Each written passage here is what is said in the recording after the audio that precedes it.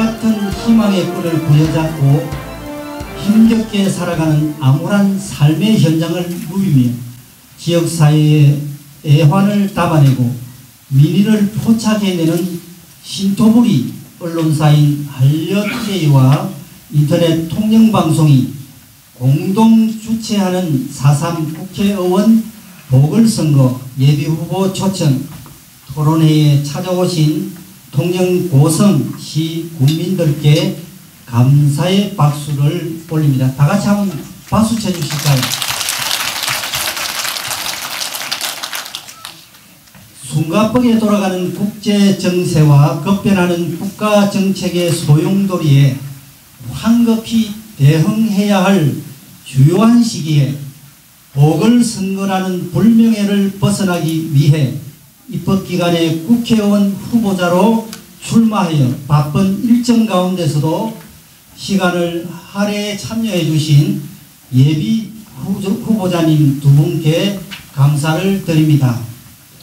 오늘 후보자를 통해 오랜 공직생활과 사회활동으로 다져진 국가관과 정치적 소신, 지역 발전을 위한 정책 구상과 연계되는 입법 관련 제안 등 준비된 정치 지도자로서의 진면목을 유감없이 보여주시고 제반 선거 공약도 가감없이 피력해 보시기를 기대합니다.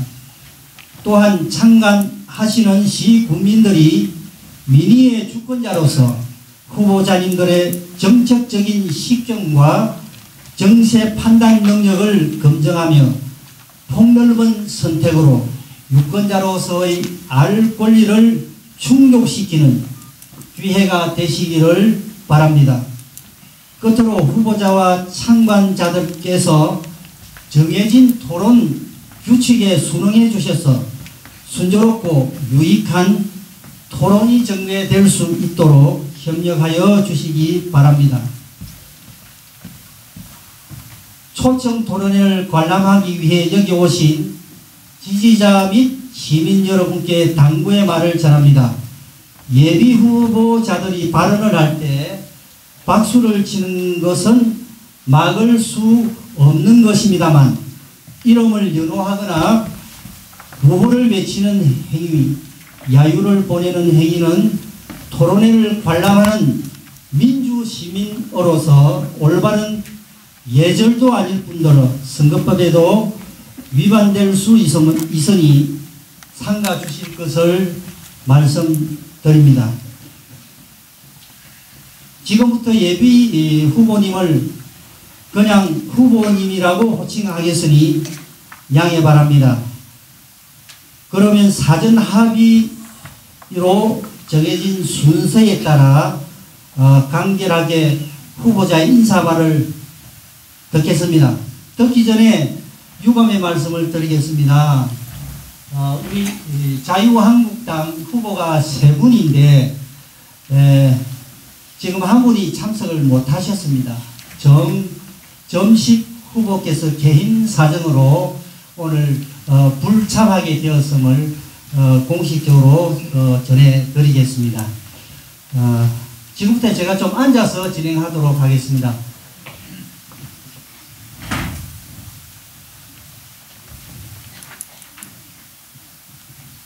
오늘 진행하는 질문 중에 공통 질문이 5개가 있고 또 나머지 개별 질문이 있고 또 상호 간에 주고받는 상호 토론이 또 있습니다. 그리고 마지막에 후보별 마지막 마무리 발언도 있게 됩니다.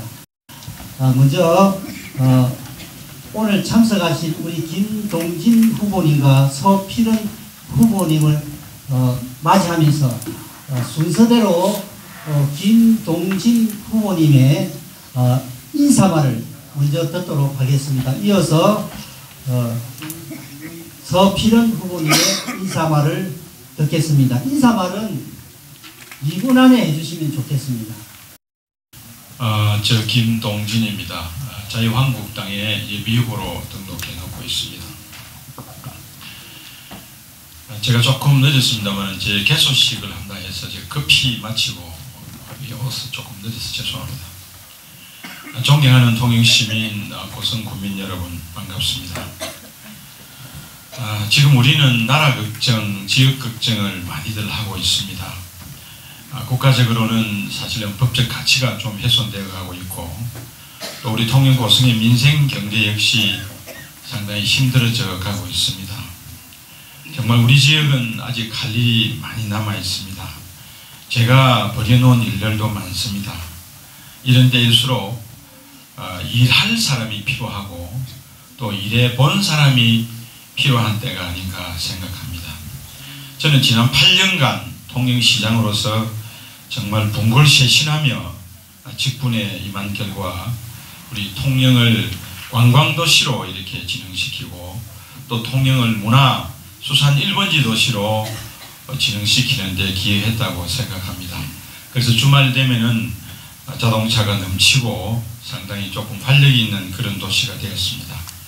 이런 경험을 토대로 통영과 고성을 한번 펼쳐나갈 생각입니다. 저는 몇 가지 중요한 공약을 이미 발표를 했습니다. 그러한 공약은 국가 예산이 많이 투입되는 것이기 때문에 저는 주로 재경부, 청와대, 경남도에서 나라 살림을 살아본 그런 경험을 살려서 지역경제 회생에 온 힘을 다하겠습니다.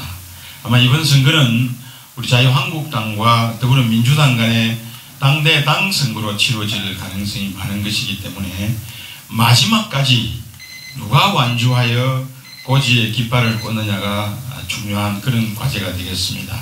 그러한 부분은 저희 김동진에게 통영 고성의 미래를 맡겨주시고 마지막으로 부탁드리고 싶은 말은 선거는 제일 추잡스러운 게 네거티브 선거입니다.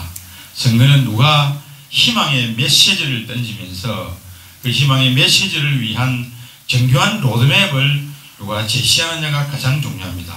이번 선거가 그러한 진정한 축제가 되기를 진심으로 바랍니다. 감사합니다.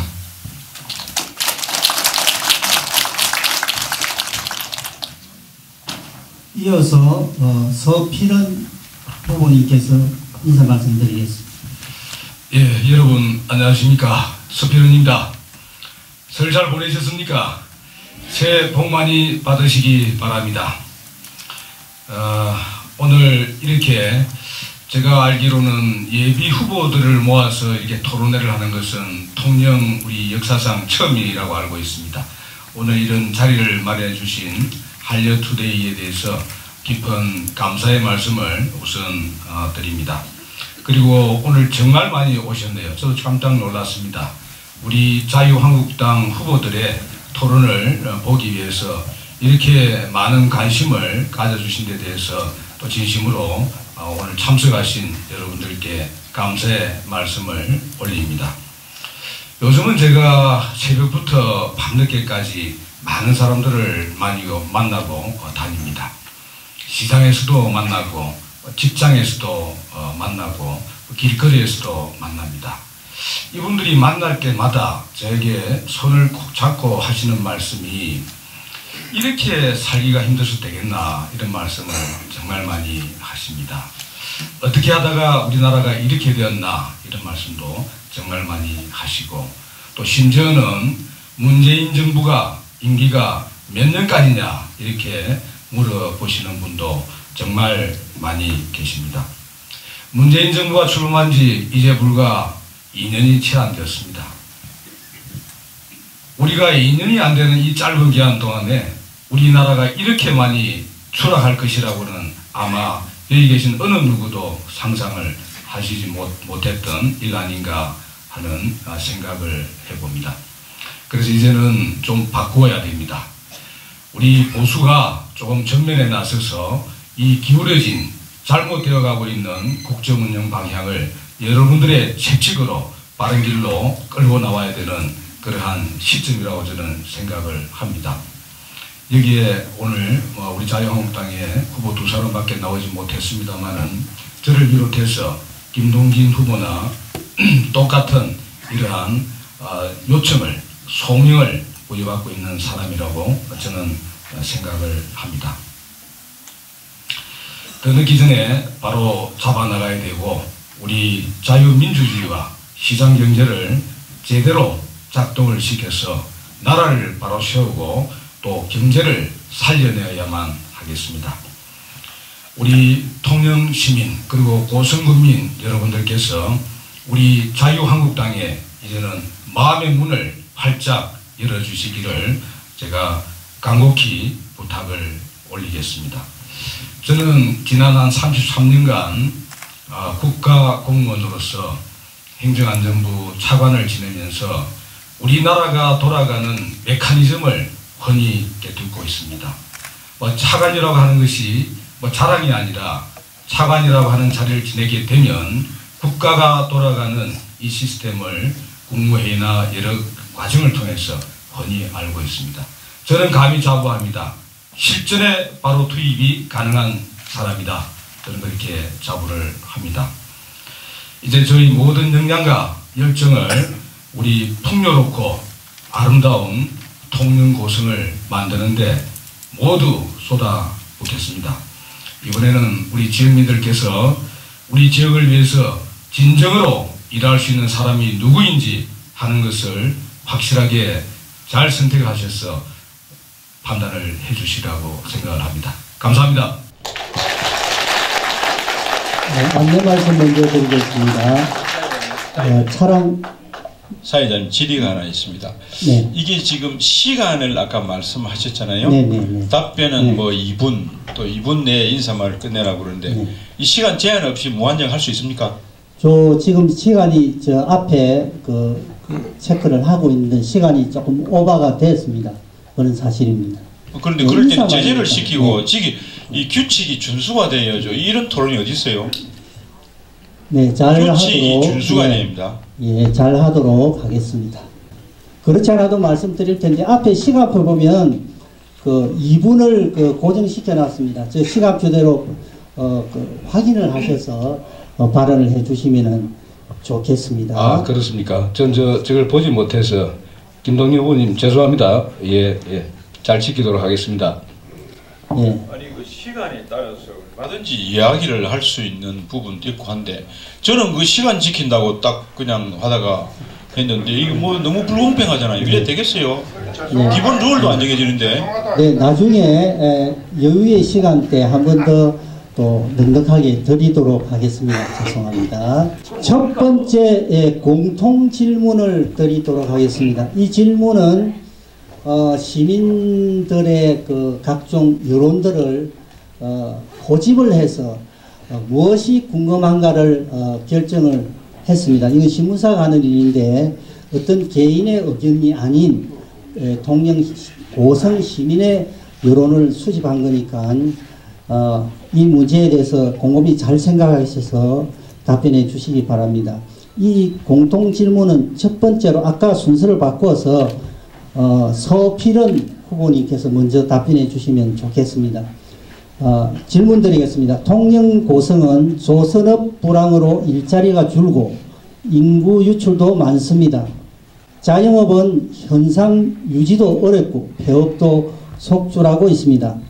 이런 상황에서 통영 고성의 유권자들은 지역 경기를 살리고 일자리를 만들어낼 정책을 요구합니다. 각 후보께서 생각하는 대책이 있다면 답변해 주시기 바랍니다. 답변 순서는 모두 발언과 반대로 먼저 서필은 후보께서 답변해 주시기 바랍니다. 예, 감사합니다. 시간이 제약이 있습니까? 시간도 2분입니다. 2분. 네. 2분대로 이걸 다 이야기할 수가 있겠습니까? 알겠습니다. 어느 누구라도 지금 일자리를 많이 만들고 경제를 확실히 살릴 수 있는 방법을 신이 아닌 이상 만들어낼 수 있겠습니까? 그래서 저는 2분이라고 그러니까 짧게 말씀을 드리겠습니다. 우선 단기적으로는 우리가 가지고 있는 자원들을 최대한 활용하는 방안을 찾아야 됩니다. 그래서 우선은 성동조선을 살리는데 진력을 해야 되겠다.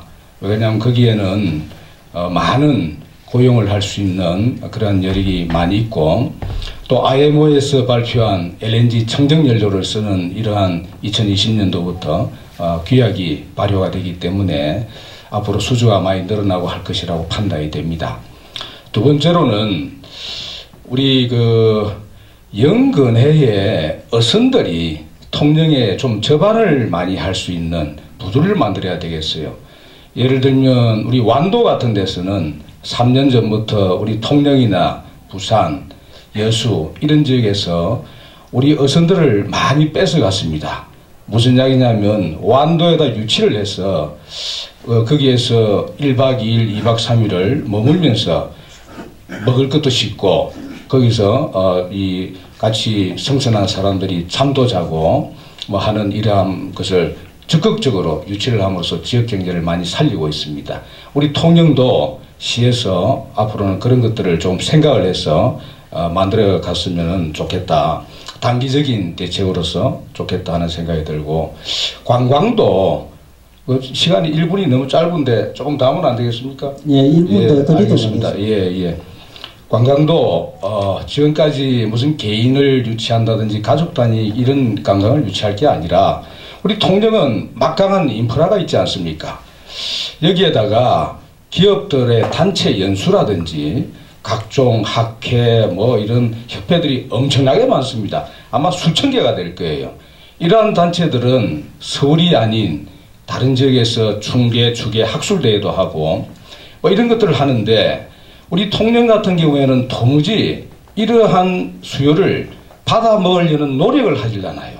그래서 지금은 무슨 가족 단위 관광객을 유치하는 이런 것보다는 이런 마이서 개념으로서 이 관광을 유치함으로써 전방위적으로 숙박, 음식, 그 다음에 레저 모든 부분에서 통영이 골고루 혜택을 볼 수 있도록 가져가야 되겠다, 그런 생각을 하고요.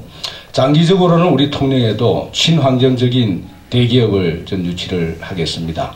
여기에는 주로 이제 정보화 ICT 분야의 삼성 SDS라든지 이러한 대기업들을 유치를 해야만이 우리 통영이 먹고 살 수 있겠다. 그리고 신성장 동력으로서 뭐 LNG 벙커링이라든지 해양 마리나 산업, 그리고 해양을 매개로 한 우리 웰리스, 항로화, 이러한 바이오 산업 같은 것을 적극적으로 유치하는 노력을 해야 되겠다 하는 이런 말씀을 드립니다. 시간이 제약이 있기 때문에 이 정도만 말씀 올리겠습니다. 이어서 김동진 후보님께서 말씀하시겠습니다. 네, 말씀드리겠습니다. 최대 화주죠 일자리 창출, 단기 대책과 장기 대책으로 나눠서 말씀을 드리면, 우선 단기적으로는 우리가 지금 하고 있는 가장 우리스러운 산업을 좀 진흥시키는데 진력을 해야 됩니다. 무슨 이야기냐면은, 우리가 30년 만에 우리 통영이 굴산업이 가장 큰데 굴산업이 가격이 바닥을 치고 있습니다. 그래서 요새 일주일에 그 굴 박신하는 아주머니들이 한 12,000명 고용되어 있는데 일주일에 3일을 놀아요. 그 왜 그러느냐? 이게 공급 과잉으로 인해서 공급을 조절하기 위해서 그렇습니다. 그러면 우리가 우선 해야 될 일이 뭐냐? 그러한 일자리를 유지하고 그러한 일자리를 계속시켜 나가기 위해서는 이 굴을 해외에 좀 수출을 해야 됩니다. 이 공급 과잉되어 있는 이 부분을 해외로 뽑아줄 때 그러한 일자리들이 유지가 된다, 이렇게 볼 수가 있고, 둘째는 고성 같은 경우에는 축산과 농업이 주된 산업입니다. 이 축산과 농업이 그야말로 자리 잡을 수 있는 그 기반에 그 장벽 요인을 하나하나 제거해 가는 것이 단기적으로는 중요하고요. 그 다음에 장기적으로는 이거는 깊이 생각해 볼 일입니다. 장기적으로는 제가 사실은 외국인 투자를 유치를 해가지고 시장을 할 때 루지와 호텔을, 골프장을 유치를 해가지고 거기에 우리 지역 일자리 200여 자리를 창출을 했습니다. 특히 골프장인 이 호텔인 경우에는 그 서울에서 이렇게 살던 우리 토영 출신 그 취준생들이, 지역 준비생들이 많이 통영으로 내려와 가지고 이렇게 일자리를 가져갔습니다. 자, 이렇다면은 제일 중요한 거는 장기적으로 보면은 우리 통영이 맞는 받아들일 수 있는, 또 여기에서 그 나름대로 생존해 나갈 수 있는 그런 외부 투자를 유치하는 것이 장기적으로는 가장 중요합니다. 우리가 흔히 말하기로 뭐 대기업을 유치한다, 제조업을 유치한다, 뭐 유치한다 말은 할 수 있어요. 투자는 투자자가 합니다. 투자는 이익이 있을 때 투자가 들어옵니다. 통영의 투자는 뭐냐? 관광업입니다. 관광업.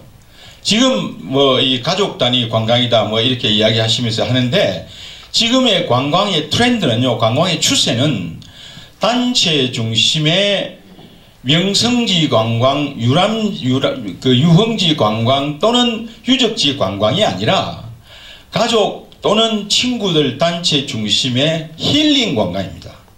그럼 힐링은 뭐냐? 어디 섬 같은 데 가서 조용히 좀 쉬었다 오겠다는 겁니다. 그럼 우리가 거기에 맞는 수요에 맞는 관광시설을 공급을 해야 돼요. 그게 뭐냐? 그게 섬 개발입니다. 제가 케이블카가 탑승객이 최고조에 달했을 때 루지를 도입했습니다.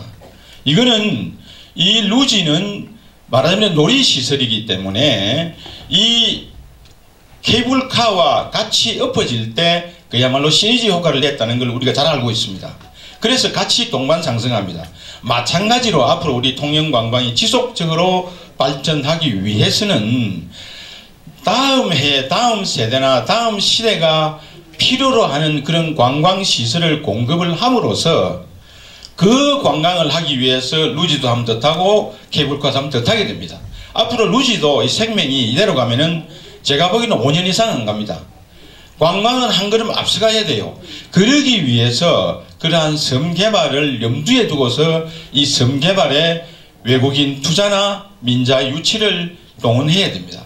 제가 시장에 있을 때 이미 이 부분은 제4차 도시장업 개발 계획에서 그 프로젝트를 제시를 했고 공약 발표할 때 이미 여러분에게 선을 보였습니다. 그래서 우리가 경제는 말이죠, 이게 공허하게 내가 뭐를 유치하겠다 뭐 하겠다가 중요한 것이 아니라 그 지역이 받아들일 수 있고 그 지역에서 해야 비교 우위가 생기는 그런 산업이 우리를 어떻게 우리가 유치에 들어가느냐, 우리가 받아들이느냐, 여기에 달려 있습니다. 그렇기 때문에 우리는 할 수 있는 이 섬개발, 여기에 미래의 투자자들을 유치하는 것이 일자리 창출에 장기적으로 대책이 될 수 있고, 두 번째는 조선업 하는데요. 이 조선업은 그 시대에 조선업이 떠날 수밖에 없는 구조적 요인이 있습니다. 그 구조적 요인을 개선하지 않고 그냥 막 조선업 살리겠다, 이 사는 게 아닙니다. 말매의 눈물은 왜 있었습니까? 우리가 보면은 이 시대에 맞는 그런 부분을 따라가야 되는데, 그것이 지금 현재 큰 그 인류 그 조선소들은 중국하고 경쟁이 되지 않는 분야로 구조 개편을 하고 있어요.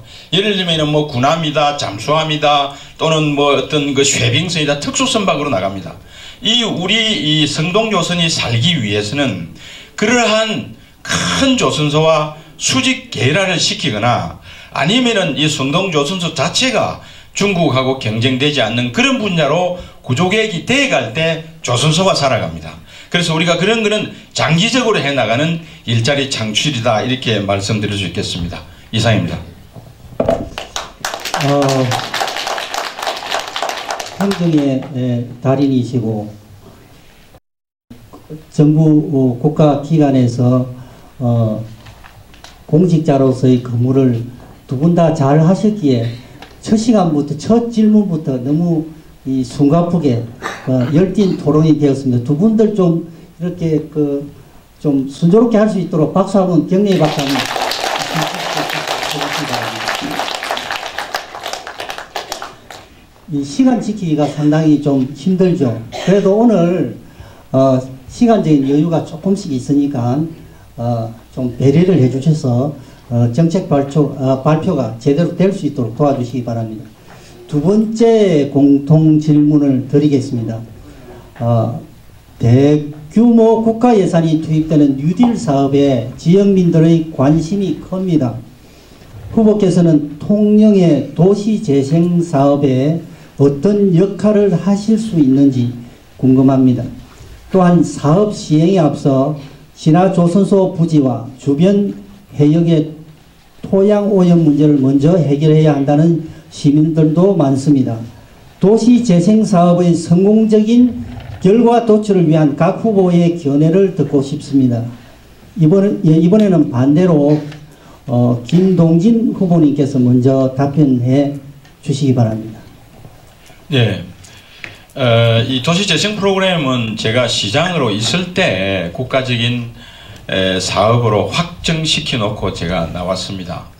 이게 아까 금방도 말씀드렸듯이 조선소가 그냥 그 붕괴되고 난 뒤에 남은 이 폐부지에 뭐를 할 거냐 논란이 상당히 많았어요. 그래서 저희도 이제 빌바오 박물관도 가보고 이래가지고 정부하고 이야기가 된 게, 그럼 여기에 새로운 어떤 그런 공공시설이나 새로운 놀이시설이나 관광시설을 여기 넣음으로써 조선업 이후의 산업 구조를 끌고 가자, 이런데 이제 합의를 봐가지고 중앙부서하고 저희하고 협의가 돼서 이걸 확정 지어 놓고 나왔습니다.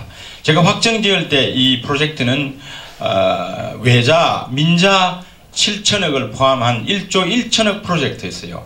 근데 현재 지금 이게 한 5,600억으로 축소됐다고 그러는데 무척 안타깝게 생각을 합니다. 그래서 이게 앞으로 무슨 역할을 할 수 있느냐. 지금까지 이 프로젝트를 확정 짓는데 제가 시장으로 있을 때 충분한 역할을 했다고 생각하고, 앞으로는 그야말로 이 프로젝트가 5,600억에 그칠 것이 아니라 당초의 계획대로 민자를 유치해서 1조 1천억 대규모 프로젝트가 될 수 있도록 제가 노력과 역할을 다하겠습니다. 토양 문제하고 관련해 가지고는 여기에 조선소 부지도 보니까 이 땅이 조금 기름에 오염이 많이 됐습니다. 그래서 이미 도시재생 프로그램 설계 안에 이 토양을 개선하고 이 토양 오염을 이렇게 좀 정화시키는 그런 설계 내용이 들어 있습니다. 이미 우리가 이 토지를 구입하기 전에 그쪽 이 산업은행, 그 당시에 주 채권은행이 산업은행이었는데 산업은행 보고 이거를 좀 토양을 좀 개선해라 해가지고 이미 조치가 많이 됐고요. 이미 그 설계 안에 해양 오염 관련된 이런 부분은 반영이 되어 있다는 것을 여러분에게 좀 말씀을 드리고 싶습니다. 요거는 여러분들이 확인해 보면 알 겁니다. 감사합니다. 이어서 서필은 후보님께서 답변해 주시겠습니다. 예, 도시재생 사업에 우리 통역 시작되고 있는 것이 이제 신화 SB 부지의 도시재생 사업인데요. 이 계획 자체가 지금 예산이 반으로 좀 줄어들어서 심히 조금 우려가 되긴 합니다만은 저 역시 이 예산이 사실은 사업의 성패를 좌우하는 것입니다. 그래서 예산을 최대한 확보를 하는 것과 더불어서 원래 우리가 하려고 했던 목적을 달성을 할 수 있도록 계속해서 지원을 해나가는 이런 역할이 굉장히 중요할 것이다, 그렇게 생각을 합니다. 당초에 우리 신화 SB 부지 쪽의 주요 사업들을 보면은 우리 웬만한 우리 통영의 전통적인 문화예술을 다시 부흥기를 가져올 수 있는 기본적인 인프라를 그 지역에서 구축을 하는 프로젝트들이 거의 다 포함이 되어 있습니다. 앞으로 이것을 여하히 잘 운영하느냐에 따라서 우리 통영 문화의 르네상스가 다시 돌아올 수 있느냐 그렇지 않느냐 이런 판가름을 가져올 것이다, 그렇게 생각을 저는 합니다. 예를 들어 보면은 주요 사업이 이제 8개 분야가 있습니다만은 해양관광 재생, 여기에는 뭐 리조트라든지 요트스테이라든지 이런 것들이 다 포함이 됩니다. 그 다음에 해양산업 재생, 여기는 크루즈, 마리나 이런 것들이 다 포함이 되고요. 그 다음에 뭐 이제 사회적인 약자 중심으로 재생을 하는 유화, 또 유니버셜 센터라든지 뭐 이러한 것들, 또 마지막에는 스마트 재생으로 관광 거점을 만들 수 있는 이런 인프라를 구축하는 이런 것들이 모두 포함이 되어 있습니다. 당초에 계획대로 가도록 여기에 덧붙여서 계획된 것보다도 우리 통영이 앞으로 새로운 먹거리를 창출할 수 있는 이러한 것들은 이 지역을 책임지고 있는 정치인이 추가적으로 계속 만들어가야 될 그런 과제다, 그렇게 생각을 하고요. 이 환경오염 문제는 사실상 이게 계약을 맺을 때 지금 계약상으로는 인수자가 이 오염 문제를 처리하도록 계약이 되어 있어요. 저는 참 근본적으로 참 큰 불만입니다. 이것은 사업을 시작하기 전에 국가가 하든 원인 제공자가 하든 먼저 처리가 되고서 해야 될 문제입니다. 왜냐하면 토양이 오염된 상태로 새로운 것을 만들 수가 없습니다. 여기에는 막대한 돈이 들어갈 수밖에 없거든요. 그래서 우리가 이전에 창원에 39사짜리 아파트가 들었었습니다. 거기에서도 우리가 명백하게 보았고, 또 역시 이제 그 한국철강 마산공장 부지에도 아파트가 들었을 때도 많은 시간이 걸려서 토지를 세척을 해서 그 토지를 깨끗하게 만든 다음에 활용하는 이런 사례를 볼 수가 있었습니다. 조금 늦긴 했지만 우리 신화 SB 도심 재생 사업에서도 반드시 토질 부분은 정화를 시켜야 됩니다.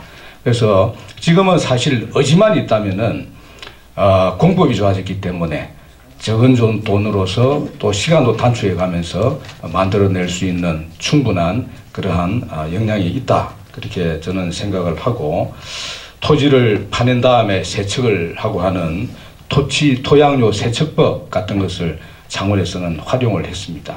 우리도 그런 방법들을 적극적으로 활용을 해서 정화된 토지를 인근에 도로를 만든다든지 이런 이 부지에 물 메꾼다든지 하는데 이렇게 활용을 해 나간다면은 우리 지역에서도 그 문제를 어느 정도까지는 해결할 수 있을 것이다. 또 반드시 해결해야 된다. 저는 그렇게 생각을 합니다.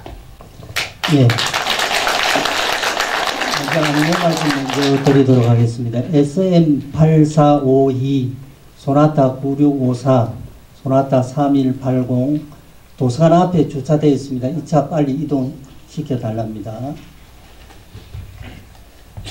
통영은 바다가 먹거리가 형성되는 곳이기에 그 신수 공간과 마찬가지로 토양 오염에 관한, 해양 오염에 관한 관심도가 굉장히 높습니다. 이 문제들이 앞으로 우리 이 통영이 관광지로서의 발전하고 승승장구하는 데 굉장히 걸림돌이 되고 중요한 처리사항인 줄 믿습니다. 그래서 이번에도 또 연이어서 세 번째 공통 질문에도 똑같은 비슷한 질문을 드리도록 하겠습니다. 이번 질문은 이번 후보이신 서필은 후보님께서 먼저 답변하셔야 됩니다. 경남도가 강구안 친수공간 조성 사업을 조만간 착공한다고 합니다. 말도 많고 탈도 많았던 만큼 지역민들의 기대 또한 큽니다. 강구안이 본래의 모습을 간직하면서도 더 많은 관광객을 유치할 수 있는 매력적인 곳으로 변모하는 모습을 바라고 있습니다. 반면 강구안이 본 모습을 잃을지 모른다는 걱정도 많습니다. 여기에 더해 강구안 바다가 썩은 퇴적토 외에도 각종 중금속, 환경유해 물질인 BTB로 인해 이미 죽은 바다라는 얘기도 들립니다. 어떤 해결 방안이 있는지 각 후보님의 의견을 듣고 싶습니다. 먼저 서필은 후보님부터 답변해 주시기 바랍니다. 예, 저도 몇 달 됐습니다만은 이 기사를 접하고서 정말 많이 놀랐습니다. TBT가 허용 기준치의 20배다. 이 정말 심각한 문제거든요. 아마도 중앙시장에서 생선을 파시는 분들이 우리 강구안 물을 일정 부분은 활용을 하실 겁니다.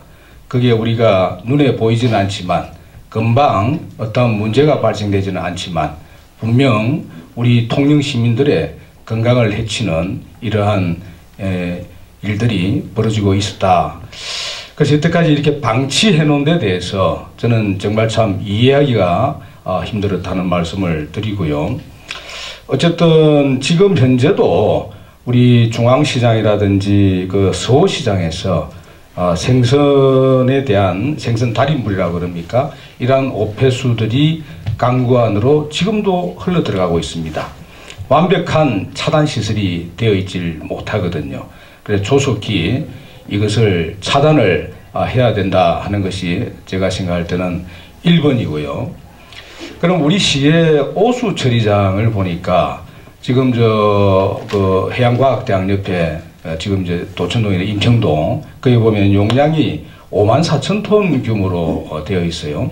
근데 용량이 54,000톤이라 하더라도 거기에 4만 톤 정도가 넘어가면은 부하가 걸려서 작동이 원활하게 되질 못합니다. 그래서 이 오수 처리장 규모를 좀 더 확장을 하는 것이 굉장히 시급한 그러한 문제인데, 보니까 중림지역의 오폐수도 다 이 언문 고개를 넘어서 그쪽으로 다 오고 있더라고요. 그래서 중림지역에는 별도로 이 중림지역에 배출되는 오폐수를 충분히 처리할 수 있을 정도의 독립적인 오폐수 처리장을 하나 만들어야 되겠다, 그런 생각을 하고 있고, 우선 강구 안에 친수 이런 밀학시설이나 이런 것을 만든다고 하긴 하지만, 오염된, 바다가 오염된, 밑에 바닥이 오염된 이런 상태에서는 만들어도 머지않아서 큰 문제가 또 발생이 됩니다. 그래서 이것을 일하이 걷어내어서 어디다 옮길 것이냐 하는 문제도 지금 상당히 큰 문제로 되어 있는 것 같아요. 그게 이제 적절하게 지역에서 해결이 되지 못하다 보니까 아마 처리 비용도 더 늘어나고 해서 시가 골머리를 앓는 걸로 제가 알고 있습니다. 아무튼 이러한 문제는 제가 지금 여기서 해결 방안을 제시할 할 수 있는 그러한 성격은 아닙니다만은, 환경과 관련해서 여태까지 우리의 관심들이 그렇게 적었다 하는 점은 제가 분명히 짚지 않을 수 없는 그러한 문제이고, 지금이라도 이러한 해양 오염 문제는 많은 예산이 투입된다 하더라도 적극적인 대책을 세워나가야 될 문제다, 저는 그렇게 생각을 합니다. 이어서 김경진 후보님의 답변을 듣겠습니다. 말씀드리겠습니다. 제가 2010년도 취임을 하니까요, 여름 되니까 강구 한쪽을 썩는 냄새가 나서, 물 썩는 냄새가 나서 다니기가 힘들 정도였습니다. 그때 물이 썰물이었을 때 그 강구 안으로 나오는 하수구가, 큰 하수구가 2개가 있습니다. 하나는 그 김밥집 골목에서 나오는 하수구고, 다른 하나는 중앙시장에서 나오는 하수구인데, 그 하수구에서 시커먼 그런 아주 혼탁한 물이 쏟아져 나왔어요. 그래서 여름 되면은 정말 강구 안에 냄새가 아주 찌드는 냄새가 났습니다. 제가 취임을 하자마자 제일 처음 손댄 사업이 이 BTL 사업입니다. 통영 시내에 있는 모든 하수관을 전부 다 갈아치웠습니다. 그게 돈 860억 들었습니다. 그래서 통영 시내에 있는 대부분의 하수구는 다시 새롭게 이렇게 교체가 돼 가지고 지금 아까 말씀드린 임평동에 있는 하수종합 처리장으로 다 들어갑니다.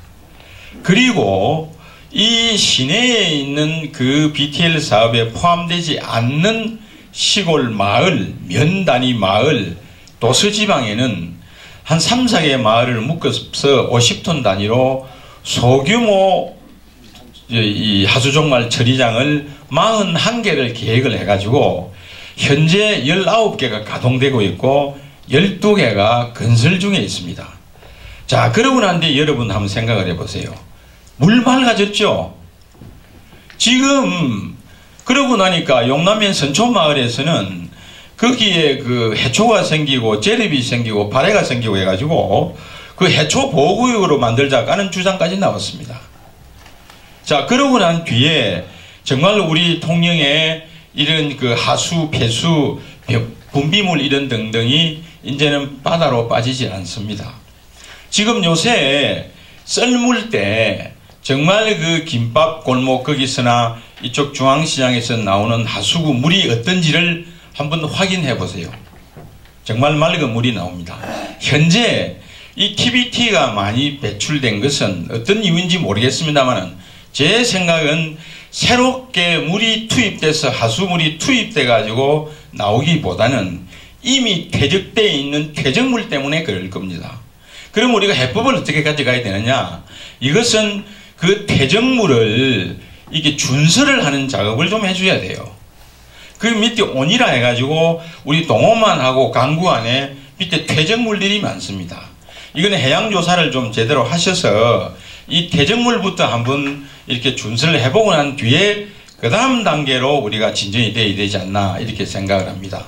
왜냐하면은요, 여러분들 제가 취임하고 2012년도에 우리나라 노로바이러스가 바다에 많이 나와가지고 미국으로 수출하는 구리 수출 중단이 된 적이 있습니다.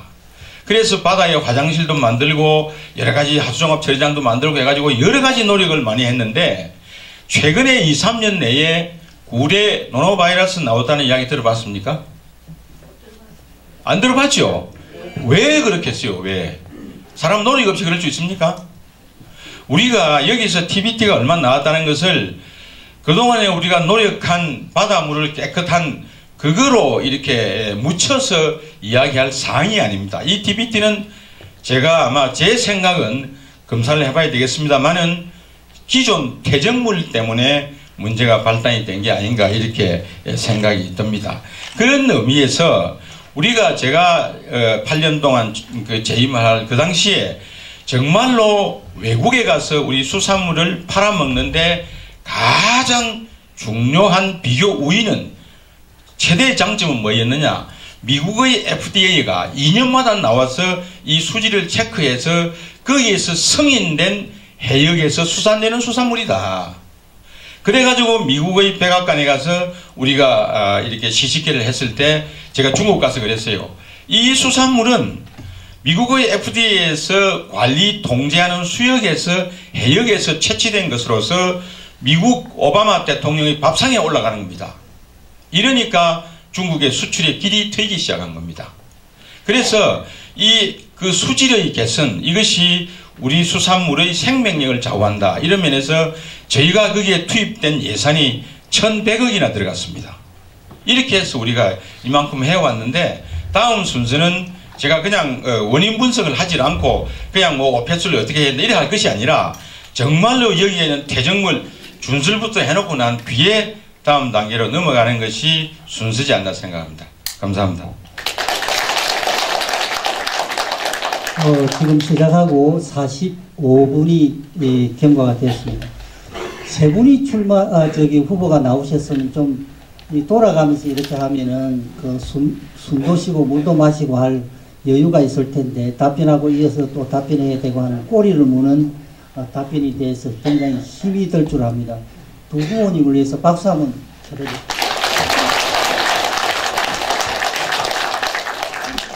네 번째 공통 질문을 드리겠습니다. 이 네 번째는 김동진 후보님부터 먼저 답변해 주시기 바랍니다. 통영 LNG 화력발전소에 관한 질문입니다. 2012년 현대산업개발이 추진한 통영 LNG 복합 화력발전소는 2017년 문재인 정부에 의해 취소되었습니다. 그러나 현대산업개발이 문재인 정부의 취소 결정에 불복하고 행정소송을 제기하면서 발전소 문제는 뜨거운 이슈로 떠올랐습니다. 발전소 건설에 찬성하는 지역민과 반대하는 수산업인의 첨예한 갈등과 대립 양상입니다.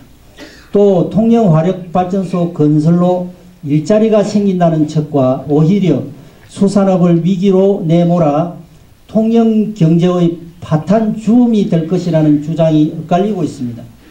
통영화력발전소 해법 어떻게 생각하시는지 각 후보님의 의견을 부탁드립니다. 먼저 김동진 후보님 답변해 주시기 바랍니다. 사실 이 문제는 그 행정 절차는 끝난 상황입니다.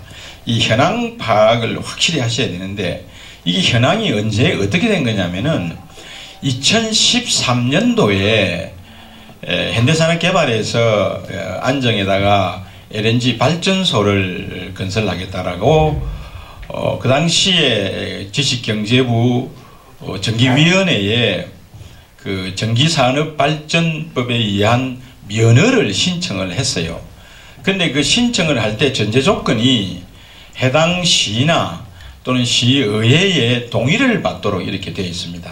그래서 제가 시장으로 재직할 그 2013년도에 의회의 동의를 받아가지고 여기에 LNG 발전소를 짓는 게 좋겠다는 의견을 산업자원부에 개진을 했더니 그때 전기위원회에서 현대산업개발에 전기사업 면허를 이렇게 주었습니다.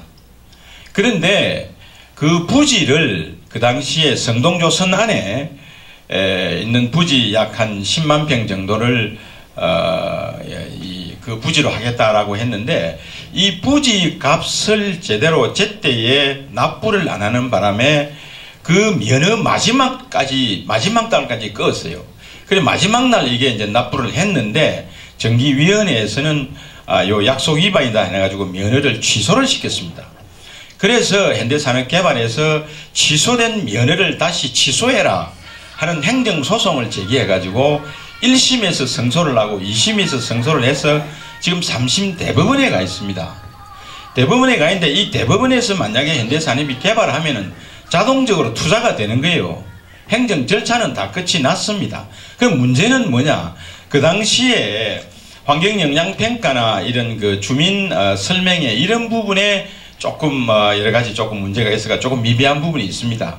그래서 지금은 우리가 해야 될 일은 만약에 대법원에서 승소 판결이 나가지고 현대산업개발이 투자를 한다면은 환경영향평가나 또는 그 주민설명이나 이런 거를 좀 착실하게 해가지고 정말 피해에 얼마나 피해가 오고 어느 분야가 피해가 오고 또 어떤 식으로 보상이 가능한지를 좀 대책을 강구를 해서 그 피해 보상을 해주고 또 어민을 설득하는 방향으로 해서 에너지 발전소는 어떻게 보면 성동조선 붕괴 이후에 유일한 대안으로 떠오르는 일자리 창출 사업입니다.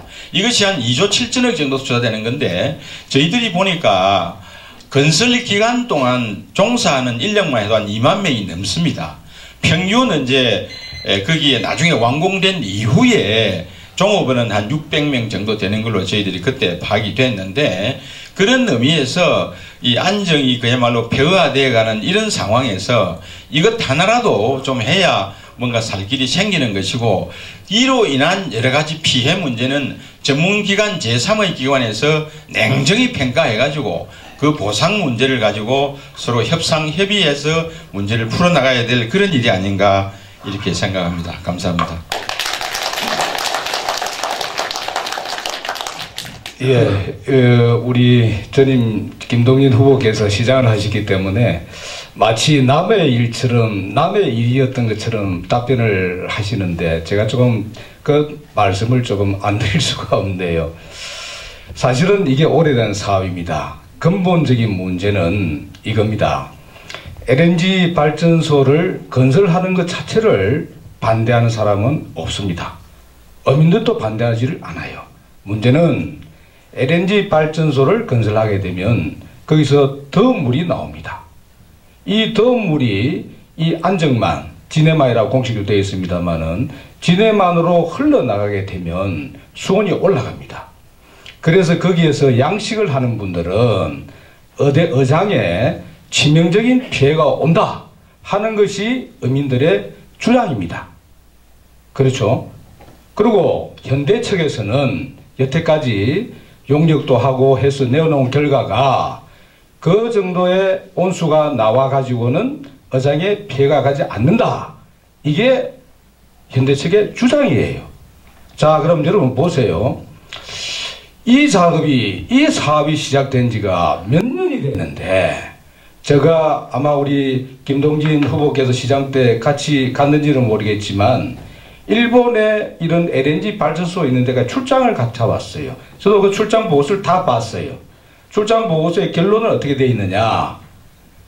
일본에서 건설한 LNG 발전소에서도 역시 온수가 나오는데 이 온수를 해역에 피해가 가지 않도록 온도를 낮추어서 배출을 하고 있어요. 그렇게 하려면 돈이 많이 듭니다. 현대산업개발도 이 사업을 하려면 수익이 나와야 되지 않겠어요. 그래서 이거를 어떤 식으로 해가지고 배출을 할 것이냐 하는 문제를 어느 누구도 결정을 하고 있지 않아요. 지금 와서 아까 그 환경영향 평가를 해서 주민설명에서 한다고 그러는데 사실은 이게 사업이 진행되고 난 이후에 바로 해야 되는 문제예요. 왜 이때까지 시장으로 재직할 때는 그런 말을 전혀 안 하고 있다가 이제 와서 마치 나무 일처럼 본인이 하신 일이잖아요. 그래서 저는 시에다 지금이라도 촉구를 합니다. 시민의 주장하고 현대 측의 주장하고 어민들의 주장이 어떻게 보면은 아주 공정한 조사를 통해서 이게 의견이 일치가 될 수도 있어요. 그런데 어느 쪽에서도 객관적인 조사를 하지 않은 거예요. 여태까지. 현대 측에서 한 조사는 마이크 좀 현대 측에서 한 조사는 어민들이 믿지를 않습니다. 그리고 현대 측에서는 시청하고 협의가 되었다 해서 그 자료를 가지고 밀어붙이는 거예요. 어민들도 더 물이 나오지 않는다고 하면 반대를 하지 않습니다. 왜 반대를 하겠어요? 근본적인 문제는 수온을 어떻게 낮춰서 내볼 것이냐. 근데 낮춰서 내보려면 분명히 돈이 많이 듭니다. 현대 측에서도 그 많은 돈을 들이고서 이 사업을 할 수 있을 것이냐 하는 것은 사업체로서의 판단을 해야 될 문제거든요. 그래서 지금이라도 우리 통영시에다 저는 촉구를 하고 싶어요. 객관적인 기관에 의뢰를 해서 여기서 일정한 규모의 우리가 건설하려는 규모의 LNG 발전소를 건설했을 때 그리고 추후에 그 시설이 조금 더 정설이 되었을 때 실제로 우리 요 연안에 미치는 영향이 어느 정도 되는지를 정확하게 객관적으로 조사를 해서 공개를 해야 됩니다. 그 자료를 가지고서 우리 통영이 제가 생각할 때는 수산업은 통영이 존재하는 한 없어질 수가 없어요.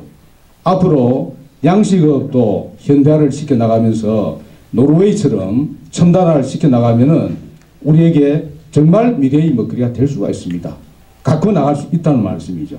그래서 나오는 오폐수가 불가피하다면 우리 안정만 정도를 희생을 하더라도 LNG 발전소를 건설할 만한 통영시에 이익이 있는지 그렇지 않으면은 LNG 발전소를 건설하지 않더라도 않는 것이 우리 지역의 전체적인 GDP라든지 이러한 경제 수익에 어느 것이 더 나은지를 비교 형량을 해서 판단을 해야 될 때예요. 근데 여태까지 이 일을 안 하고 있어요. 그저 행정적으로만 진행되는 대로 두고 있는 거예요. 이 갈등을 취할 생각을 안 하고 있단 말이에요.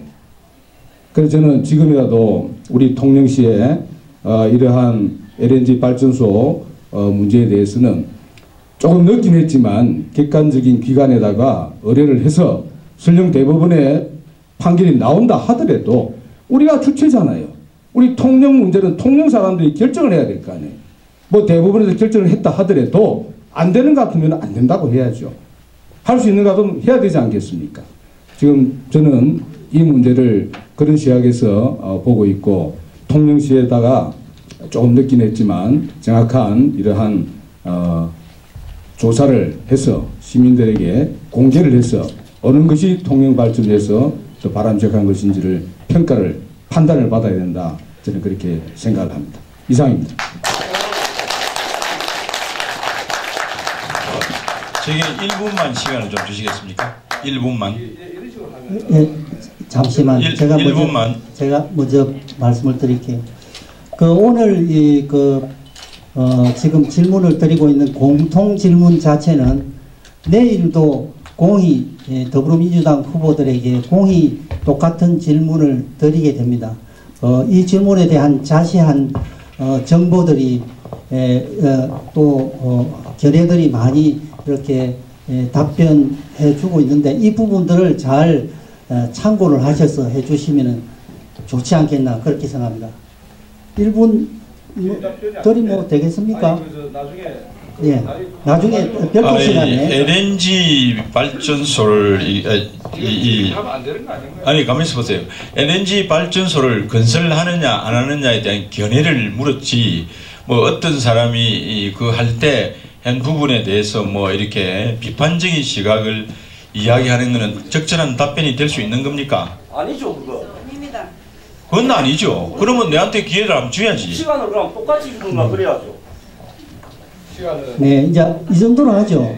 이 정도로 하십시다. 이게 그러면 다들 이게 제가 일부러 어떤 사람 비판하려고 하는 게 아니고 아니구만은 뭐. 그런데 하다 보니까 사실 자체가 그래서 뭐 그런 자, 이어서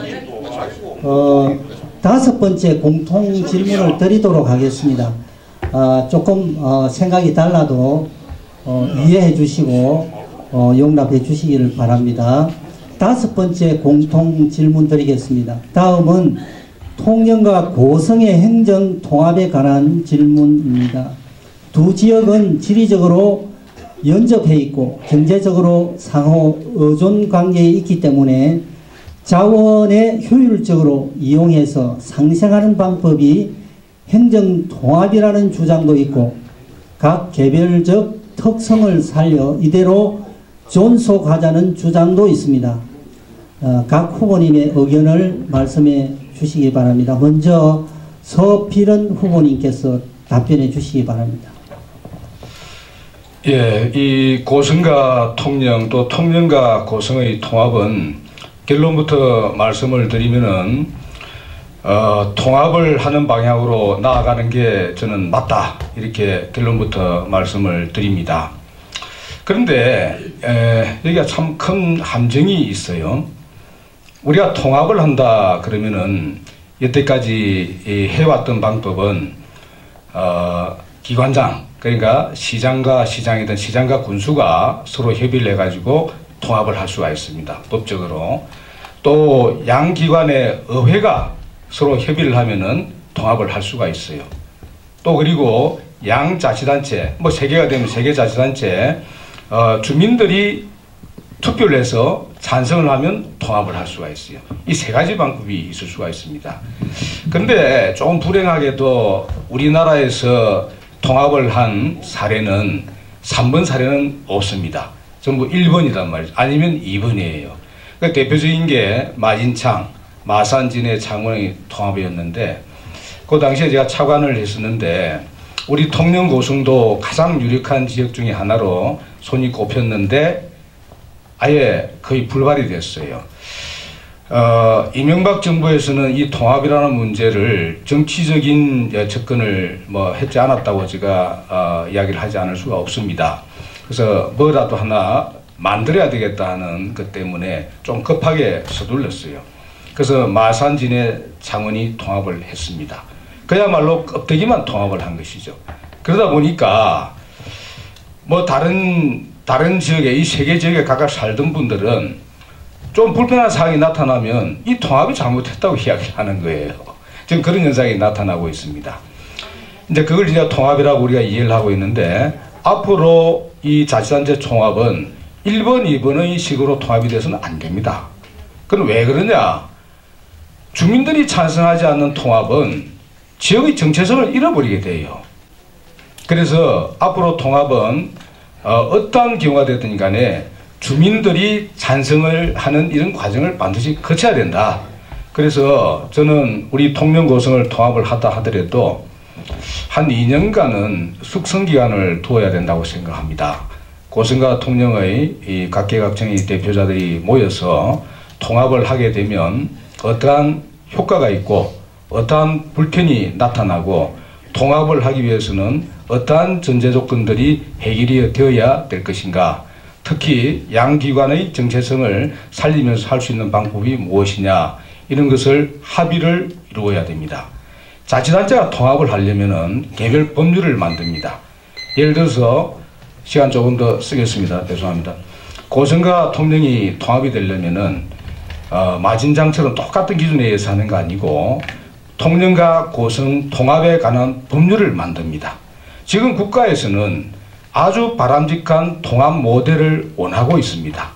그래서 자치단체가 아주 바람직한 통합 모델을 만들어내기만 한다면 우리 국가에서는 받아들일 용의가 충분히 되어 있습니다. 그러나 어느 자치단체에서도 그런 문제를 생각을 하고 있지를 않아요. 통영 고성만 하더라도 몇 년 되었습니다만은 그 당시에 불발이 되었죠. 통합에 제일 걸림돌이 되는 게 뭔지 아십니까? 첫 번째, 자치단체 장입니다. 두 사람 중에 한 사람 날아가야 되잖아요. 두 번째, 지방의회 의원들입니다. 수가 줄어들어야 돼요. 세 번째, 자치단체 공무원들입니다. 이것도 통합을 하면 어느 규모든 줄어들어야 돼요. 이게 기득권층이거든요. 기득권층은 자치단체 통합에 대해서 자발적으로 찬성을 하는 확률이 매우 낮습니다. 그래서 통영 고성도 그런 차원에서 주민들에게 오기 전에 이미 통합이 불발이 되었습니다. 저는 아깝게 생각을 하고 이 시점에서부터 아까 제가 말씀을 드린 대로 개별 법률을 만들기 때문에 이 통합을 한다 하더라도 고성 같은 경우는 애로사항이 사실 많습니다. 고성읍은 통영에 가깝지만은 그 영호 지역은 진주에 가까워요. 생각할까요? 진주예요. 통합하자 그러면 반대를 합니다. 우리는 진주인데 왜 통영하고 통합을 해? 그 다음에 저 회화 같은 데 가면 창원 생활권이에요. 통영 통합하자고 우리는 마산 창원하고 하고 싶은데 그런단 말이죠. 또 하일에 가게 되면 그쪽은 사천도 생활권이에요. 고성은 복잡합니다. 큰 도시들에 둘러싸여 있기 때문에 그래서 우리 통영과 고성이 통합을 하려면 방금 말씀드린 그 지역에 있는 주민들의 불편한 점을 해소를 시켜주는 게 가장 시급한 과제입니다. 이게 되지 않는다면 통합은 굉장히 시간이 많이 걸릴 수밖에 없다. 그래서 제가 조금 전에 법률로 만든다 하는 이유는 우리가 요구하는 사항들을 법률로 담아서 그것을 중앙행정기관인 행정안전부와 딜을 해야 됩니다. 우리 걸 들어주지 않으면 통합을 안 하면 되는 거예요. 근데 국가 입장에서 볼 때는 우리 통영이나 고성에서 우리 예산이 17,000억 뭐 이래 됩니다만은 예를 들어서 100조가 든다 하더라도 좋은 모델만 나오면 국가 입장에서는 그 별 돈이 아니에요. 그 정도 돈은 얼마든지 지원을 해줄 수 있는 그러한 태세가 되어 있는 것은 분명합니다. 그래서 우리 통영과 고성에서 여하이 좋은 모델을 만드느냐 하는 것이 관건이다. 그래서 큰 방향에서는 뭐 우리 주민들 입장에서는 통합돼서 나쁠 게 없습니다. 왜냐하면 관리 비용이 우선 줄어들잖아요. 그리고 이 규제도 뭐 줄어들 수밖에 없고 또 요즘처럼 이제 정보화가 이렇게 많이 진행된 이런 데서는 뭐 공무원들이 일일이 다니면서 이렇게 뭐 돌봐야 될 이유도 없지 않습니까? 아주 옛날 우리 정보화가 안 돼 있을 때 공무원들이 일일이 찾아다니면서 해야 될 때 만든 행정구역이거든요. 이거는 광역화가 되지 않으면은 통영시 따로 고성군 따로 하는 것보다도 예를 들어 이순신을 테마로 한 관광 무슨 뭘 하나 만든다 하더라도 통영 고성이 합쳐서 하면 좀 더 큰 규모를 할 수 있지 않겠어요. 그런 정도의 이 자치단체의 광역화 이것은 그러한 순기능이 분명히 있는 것입니다. 그래서 이게 인위적으로 합치가 될 것이냐 말 것이냐 이걸 물어보는 것 자체는 조금 뭐라 그럴까요? 제 생각에서는 뭐 중간이 생략된 그런 것들이기 때문에 판단하기 굉장히 어려운데 제가 말씀드린 그런 방향으로 숙성을 시켜가지고 궁극적으로 통합을 이루어내는 방향으로 간다면 얼마든지 저는 뿌리가 같기 때문에 고성과 통영은 아주 훌륭한 모델을 만들면서 통합에 이룰 수 있다. 저는 그렇게 생각합니다. 감사합니다. 이어서 김광진 후보님께서 답변해 주시겠습니다. 말씀드리겠습니다. 제가 시장을 재임할 때 통영 고성 통합 문제가 제기가 됐습니다. 근데 이번에 제가 예비후보 등록하고 난 뒤에 고성을 가서 이렇게 쭉 둘러봤더니 저도 여러 가지 깜짝 놀랐어요. 뭐에 놀랐느냐? 통합에 따르는 이점은 전혀 이게 홍보가 안 되고 통합이 되면은 이러이러한 부작용이 있다라고만 이게 고성에서 논의가 돼가지고 고성 국민들이 반대하는 걸로 이렇게 돼서 이 통고성 이 통합이 무산됐습니다. 그런데 사실은 우리가 행정을 하는 사람이나 좀 아는 사람들이 지금 우리 서필은 후보께서는 절차만 장황하게 말씀드리는데 내용을 딱 들어가서 보면요. 뭐가 장점이고 뭐가 단점이냐 제가 말씀을 여러분에게 드리겠습니다. 요 고성분들 많이 와 계시네요. 실제로 통고성이 이렇게 통합을 하면은 첫째는 도시 기본계획을 다시 짤 수 있습니다. 도시 기본계획이라 하면은 지금은 시, 군 단위로 도시 기본계획을 짭니다. 그런데 고성이 통영보다도 토지가 땅이 한 2배로 늘지만은 쓸 수 있는 땅은 대부분 다 농업 진흥지역으로 묶여 있습니다. 옛날 절대농지. 그런데 이 농업진흥지역은 농림축산식품부에서 총량 규제를 해요. 전체를. 근데 이 총량 규제를 하는 농업진흥지역을 손을 댈 수 있는 경우가 딱 세 가지입니다. 하나는 자연적인 산사태가 나가지고 농경지가 유실된 경우. 두 번째는 이 냇물이 져가지고 그냥 하천이 생겨버린 경우. 이런 경우는 그 절대 농지에서 농업진흥지역에서 제척을 해줍니다. 또 한 가지는 뭐냐? 시군 간의 행정구역 간의 통합이 됐을 경우는 새로 생기는 통합도시를 놓고 도시 기본계획을 다시 짭니다. 그럼 이때는 농업진흥지역도 손을 좀 볼 수 있고 절대농지도 이렇게 적절하게 위치를 바꿀 수가 있습니다. 그러면 통영은 예를 들면 관광진흥지역이다, 통영은 수자원보호구역이다 이렇게 짜나갈 수가 있고, 고성은 상당한 농업진흥지역을 시가지 지역이다, 공업지역이다 이렇게 짜나갈 수가 있는 겁니다. 이런 부분은 전혀 홍보가 안 돼 있어요. 뭐냐? 이게 뭐 어떤 그 오염, 피하고 싶은 그런 시설들, 뭐 그런 것들이 고성으로 들어온다, 세금이 오른다, 이래가지고 고성 구민들이 이렇게 제대로 홍보가 안 된 상태였습니다. 무척 제가 안타깝게 생각합니다. 사실은 두 번째로 또 어떤 이점이 있느냐면은 일반 시설 같은 거 있잖아요. 뭐 하수종말 처리장이라든지 쓰레기 매립장이라든지 쓰레기 소각장이라든지 뭐 이런 등등, 또는 뭐 체육진흥시설이라든지 이런 것들이 통합이 되면은 훨씬 능률적으로 운영을 할 수 있습니다. 그래서 제가 시군 통합하기 전이라도 통영 우리 시의회를 설득을 해가지고 고성에서 나오는 쓰레기는, 소각 대상 쓰레기는 통영에서 다 태우는 걸로 이렇게 조치를 해놓고 들어왔습니다. 그래서 제가 오늘 아침에 확인을 해봤더니 설계가 다 끝나가지고 금년 내로 착공이 돼가지고 2021년에 지금 돌아가는 평림동 저기서 소각장이 완성이 된답니다. 그래 되면은 고성에서 하루 약 30톤 정도 소각 물량이 나오는데, 그는 고성에서 안 태우고 통영에서 태울 겁니다. 만약에 이것이 또 그 고성하고 통영하고 통합이 됐다고 그러면은 그와 유사한 사례는 얼마든지 예산도 절감하고 능률적으로 해 나갈 수가 있습니다.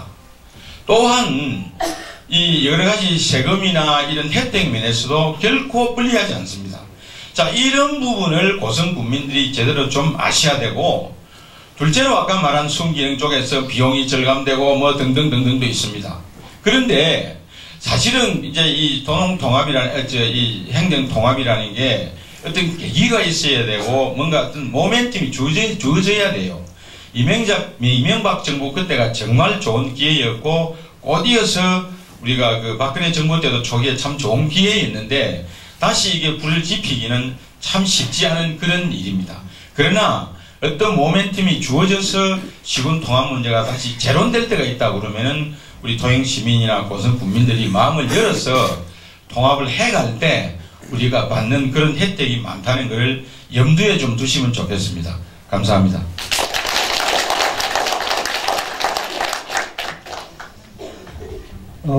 열띤 개별 공통 토론이 끝났습니다. 지금은 이어서 개별 질문을 이렇게 하도록 하겠습니다. 앞에 그 순서에 따라 서로 왔다 갔다 이렇게 하는데, 앞전에 공통 질문에서는 서필은 후보님께서 먼저 하셨고, 이어서 개별 질문은 김동진 후보님께 먼저 드리도록 하겠습니다.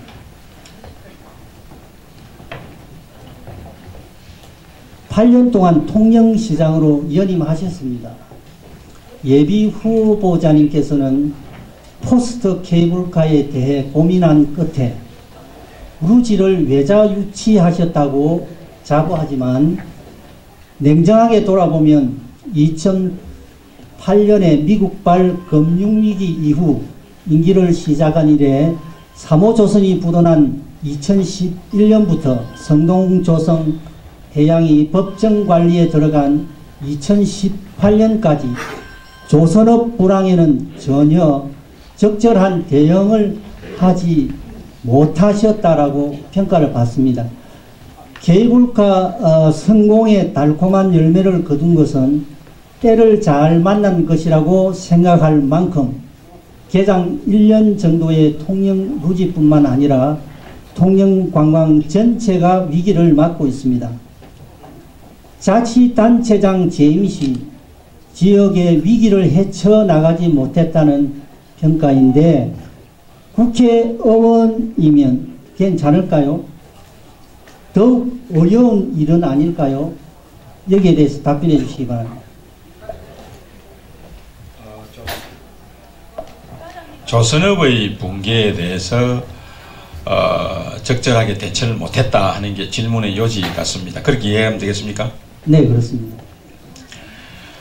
아까 제가 잠시 언급했습니다마는 특정 산업이 특정 지역을 떠날 때는 떠날 수밖에 없는 구조적 요인이 있습니다. 우리 경제사회의 흐름을 이렇게 놓고 보면은 선진국에서도 조선 입국이라 해서 노르웨이, 스웨덴이 또는 호주나 이런 프랑스가 상당히 조선업으로 융성을 하다가 그 조선업에서 다 손을 놓았어요. 그럼 그 당시에 조선업이 손을 놓을 그 당시에 있었던 정치인들, 지방자치단체장은 다 이거를 잘 못했느냐? 문제는 그와 같은 산업이 떠날 수밖에 없는 구조적 요인이 있다면은 그 산업을 다른 방향으로 돌리는, 다시 말하면은 산업의 구조를 개편하는 그런 역량이 중요합니다. 지금 우리나라가 통영뿐만 아니라 전국이다가 조선업은 어렵습니다. 전라도서부터 이 경상도를 돌아서 저 동해까지 가는 조선소는 어렵지 않은 조선소가 하나도 없어요. 그렇다면 거기에 있는 사람들이 다 잘못했느냐? 이거는 시대적 상황입니다. 이런 시대적 상황을 읽고서 그래도 통영은 관광으로 행정의 중점을 돌려서 관광으로 어느 정도 흡수함으로써 조선업의 붕괴에 따른 영향을 좀 적게 한 것도 상당한 업적으로 평가받아야 될 그런 일이 아닌가 이렇게 생각을 합니다. 뿐만 아니고 이 조선업이 붕괴될 때는 첫째로 일거리가 없어요. 첫째로 수주가 없고 둘째는 금융경색입니다. 이 RG 발급이 안 되는 겁니다. 그렇기 때문에 이게 안 되는데 사실은 일거리가 없기 때문에 그런 거예요. 그럼 이 일거리를 누가 만들어줄 거냐? 누가 만들어주겠어요? 지방자치단체에서 만들어주겠습니까? 국가에서 만들어주겠습니까? 이 조선업이 망하지 않기 위해서 정말 융성하면 좋겠다라고 생각하는 사람은 대한민국 국민이면 다 그렇게 생각할 겁니다. 이거는 사실은 시대적 상황이고 시대 흐름입니다. 산업의 흐름이 이렇게 가는 것은 대통령도 못해요. 그래서 이거를 책임을 그러면 시장기가 져라. 이건 사실 어불성설이죠. 오히려 그러한 시대를 읽어가면서 방향을 관광으로 돌려서 그 영향을 최소화시킨 그런 취적을 인정받아야 될 때가 아닌가 이렇게 생각하고, 그 당시에 조선일보 특별 취재팀이 통영을 와가지고 이 취재를 하면서 그래도 통영은 그 조선업 붕괴에서 뭔가 희망을 본다라는 그런 특집 기사도 내고 한 그런 적이 있었습니다. 감사합니다. 만약 하나도 질문하겠습니다. 만약 시장 재임 시에 이 문제가 시대적인 상황이 돼서 해결을 하기가 어려웠다, 누구든지 감당할 수 없었다 이렇게 본다면, 만약에 국회로 진출을 해서 국회의원이 됐을 때 그 입장에서는 이게 어떻게 처리가 잘 될 수 있는지. 알겠습니다. 네, 아까 제가 잠시 말씀드렸습니다만 우리 조선업이 근본적으로 구조가 개혁이 돼야 됩니다. 현재 이 노임 단가가 전체 성과의 30%예요. 그런데 우리 중국하고 임금을 비교하면 비교가 안 됩니다. 그래서 표준화된 일반 상선은 경쟁력이 없습니다. 문제는 뭐냐? 특수선박 쪽으로 우리가 삼성이나 현대나 이런 쪽에서 특수선박 쪽으로 가기 때문에 수주가 일어나고 있거든요. 그러면은 그 내용 구조를 개편해야 되는데, 의원이 되면은 의사당 차원에서, 중앙정부 차원에서 여러 가지 금융이나 재정이나 이런 정책 수단을 통해서 구조가 개편되는 방향으로 노력을 하겠습니다. 한 가지 더 질문하겠습니다. 통영보다 저쪽 그 전남 지역에 가면 그 관광거리가 더 많습니다. 이 통영 앞으로 무엇을 어떻게 해서 관광 먹거리를 개발할 수 있을지 생각하셨으면 답변해 주십시오. 알겠습니다. 아까 말씀드렸듯이 제가 포스트 케이블카 이후를 고민을 많이 했어요. 케이블카 탑승객 1000만을 달성을 하고 또 케이블카가 옆 동네에서 막 생기고 이러면서부터 제가 위기를 느꼈습니다. 이게 앞으로 3년 안 가겠구나. 우리나라 사람으로서 1000만이 탑승객을 케이블카를 탔다고 그러면은 탈만한 사람은 다 탔습니다. 그리고 인근 사천, 여수, 거제 이런 데서 케이블카 놓는다고 난리가 났어요. 이거 빨리 말을 갈아타야 되겠다. 그래서 제가 뉴질랜드로 가가지고 전액 1000만 불 외자를 유치를 해와서 루지를 나갔습니다. 루지를 설치했더니 아니나 다를까 루지 타러 왔다가 케이블카 타고 해가지고 동반 상승을 하게 됐습니다. 이거는 결국 뭐냐? 관광은 관광 수요에 맞는 관광 시설을 공급을 지속적으로 해줘야 돼요. 다른 어느 도시보다도 반발짝 빠르게. 그런데 앞으로 그러면 어떻게 해야 될 거냐?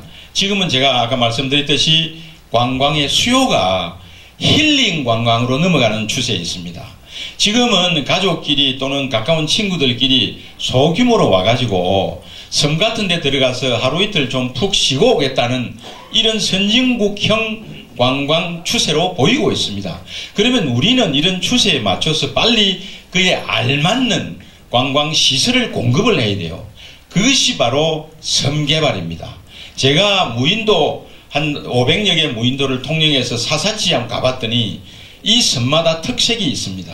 이 특색 있는 섬을 그 생태계의 특색에 따라서 개발시켜 나간다고 그러면은 나중에 우리 후손들은 큰돈 안 들이고 이 섬 투어 하는 거, 섬을 이렇게 한번 일주하는 것만 해도 큰 관광 코스가 되겠다는데 착안해가지고 그 섬과 섬을 잇는 해양 케이블카, 섬과 섬을 잇는 보도교 이런 거를 좀 구상을 해서 이 외국인 투자로 유치를 해가지고 여기에 이제 힐링 관광 센터로 만들어 나간다면은 힐링 관광 하러 갔다가 케이블카도 타고 루지도 타고 하는 동반 상승의 효과가 있을 겁니다.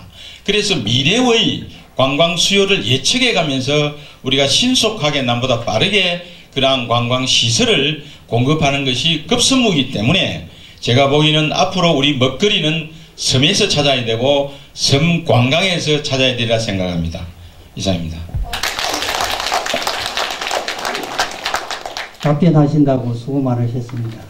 이어서 서필은 예비 후보님께 질문하도록 하겠습니다.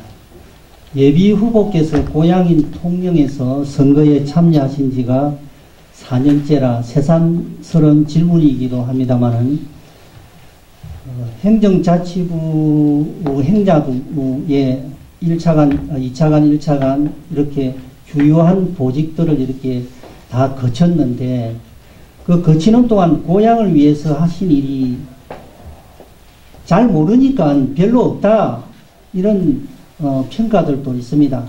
혹시 이런 평가에 대해서 어떻게 생각하십니까? 이에 대한 답변을 부탁드립니다. 예, 우리 좌장님께서 하시는 질문은 4년 전에, 정확하게 3년이네요. 3년 전에 제가 국회의원 출마한다고 할 때 받았던 질문이 지금까지 그대로 이어지고 있는 것 같습니다. 저는 국가공무원을 했습니다. 당연히 국가공무원을 잘 한다고 하는 것은 국가일에 충실해야 되겠죠. 각자가 자기가 맡은 분야에서 책무를 다할 때 국가의 발전이 있을 수 있는 것입니다. 그러나 고향을 등한시한 것은 아니다 하는 말씀을 제가 분명히 올리고 싶은데 저희 행정안전부라는 데가 돈을 만지는 부서는 아닙니다. 그래서 통영에 개발하라고 시장한테 돈을 듬뿍 줄 수 있는 그러한 부서는 아니에요. 행정안전부라고 하는 것은 국가 전체에 어떤 틀을 만들고 공무원들을 또 관리를 하고 또 정부가 좀 더 나은 성과를 낼 수 있도록 혁신을 담당하고 이러한 일을 하는 데입니다. 그리고 우리 지방에서는 아까 우리 김동진 후보께서도 말씀하셨지만 지역의 섬 개발 사업 이런 것들은 행정안전부에서 또 담당을 합니다. 뭐 굳이 조금 나열을 해보라 그러면 아까 우리 지난번에 미국의 굴관계 뭐 바이러스 하고 할 때도 바다 화장실 뭐 이런 것도 저희들이 특교세를 좀 내려서 바다 화장실을 만들도록 한 그러한 것. 그다음에 우리 뭐 사랑도 뭐 상도하도 연결한 사랑대교인가요? 그거 건설할 때 돈이 555억 들었습니다만은 제 주머니에서 물론 준 돈은 아닙니다. 그러나 그 사업이 효율적으로 될 수 있도록 또 예타라고 하는 얼마 이상 되면 예타를 받아야 되는 게 있기 때문에 조금 나눠서 뭐 요령껏 이렇게 또 우리 통영에 지원을 해준 거라든지 또 지난번에 뭐 특교세를 좀 주었다 그래가지고 우리 저기 뭐 계십니다마는 제가 혼이 한번 난 적이 있습니다. 내 사익을 위해서 특교세를 내려준 것도 아니냐 뭐 그러한 것이라든지 뭐 그런 것들은 예산을 조금 이렇게 우리 지역을 위해서 지원을 했던 일부입니다. 일부고 그래도 우리 지역의 출신의 우리 공무원들 이런 사람들에 대해서는 제가 확실하게 케어를 했었다 하는 그런 말씀을 드리고 알게 모르게 지역을 위해서 또 물질적으로나 또 심적으로 제가 많은 역할을 했다는 말씀을 드리겠습니다. 두 번째 질문을 드리겠습니다. 서필은 예비 후보의 성품 탓이겠지만 뭔가 차고 끊는 이 카리스마가 부족하지 않나 하는 여론도 있습니다. 시민의 대표자라면 모름지기 국회에 입성해서 PR을 구분하지 말고 많이 이렇게 사귀어야 되고 대면해야 되고 그것이 이른바 정치력으로 이렇게 응집력을 가질 수 있어야 하는데 후보님께서는 그런 면이 성격상 좀 부족하지 않나 이런 평가들이 있네요. 여기에 대해서 답변해 주시죠. 뭐 저도 그런 얘기를 뭐 많이 들었습니다만은 그 동안에 지난번에 국회의원 출마를 해가지고 제가 우리 당 내에서 컷오프가 되었습니다. 쉽게 말하면 너는 경쟁할 그런 자격도 없기 때문에 중간에 목을 날려버린 거죠. 사실은 뭐 제가 생각할 때 정말 좀 당시도 않는 일 같았지만 제가 그때 뭐 그대로 참고 이군현 의원께서 그 무투표 당선이 되고 할 때 제보고 무소속으로 출마를 하라는 이야기를 주변에 굉장히 많이 했습니다.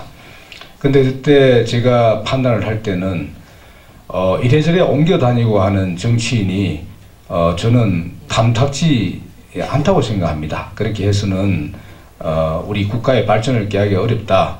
그래서 그때 출마를 하지 않았더니만 아마 그런 데서 서필은이는 결기가 좀 부족하다 이런 이야기들이 많이 나온 것 아닌가 저는 그렇게 생각을 하고요. 우리 통영 사람들의 기질이 좀 그런 건 있는 것 같습니다. 못 먹어도 이거는 이렇게 하고 저건 저렇게 하고 이런 것들이 좀 있는데 저는 그렇게 생각합니다. 현대의 지도자라고 하는 것은 이전에 우리가 경제 발전 시절에 국가 주도의 발전 시절에 또 어떤 한 사람이 끌어가던 이러한 시절하고는 지금 많이 달라졌다. 뭐 저도 기본적인 역량은 있지만 우리 지역을 위해서는 제 혼자 정책을 만들고 이렇게 가자 해가지고 여러분들이 같이 따라올 수 있겠습니까? 많은 갈등이 유발될 수밖에 없어요. 뭐 국가도 저는 마찬가지라고 생각합니다. 그래서 뭐 성격 탓이라고 그러지만 사람들이 흠집이 없는 사람이 있겠습니까? 뭐 다른 뭐 결정적인 뭐 흠집은 뭔가 하나도 있어야 되지 않겠습니까? 그러니까 그런 이야기를 하는 것이다. 저는 그렇게 생각을 하고 뭐 저는 결기가 있습니다. 제가 결정한 사항에 대해서는 저는 뭐 절대 물러난다든지 그런 것은 여러분들에게 기회가 되는 대로 이제 보여드리겠습니다. 다만 아까 말씀하신 뭐 사람들에 대한 뭐 이런 것들 이런 문제들은 저도 한번 생각을 한번 해보겠습니다. 저는 크게 그렇게 큰 문제라고는 생각하지 않는데 그런 문제들이 있다 그런다면은 좀 보완을 하는 노력도 좀 해 나가야 되겠죠. 고맙습니다. 질문 하나 더 드리도록 하겠습니다. 제가 보기에는 그 행정자치부의 주요 부서에 를 거쳤습니다. 그러다 보면 지방정부의 그 예산을 배분하고 하는 이런 일들도 그동안 많이 했었을 텐데 자랑할 줄 몰라서 그런지 별로 한 일이 없어서 그런지 이게 전혀 드러나지가 않거든요. 일에 대해서 간단하게 소위를 한 말씀 하시기 바랍니다. 예, 아까 말씀드렸다시피 제가 했던 부서는 돈을 만지는 부서는 아닙니다.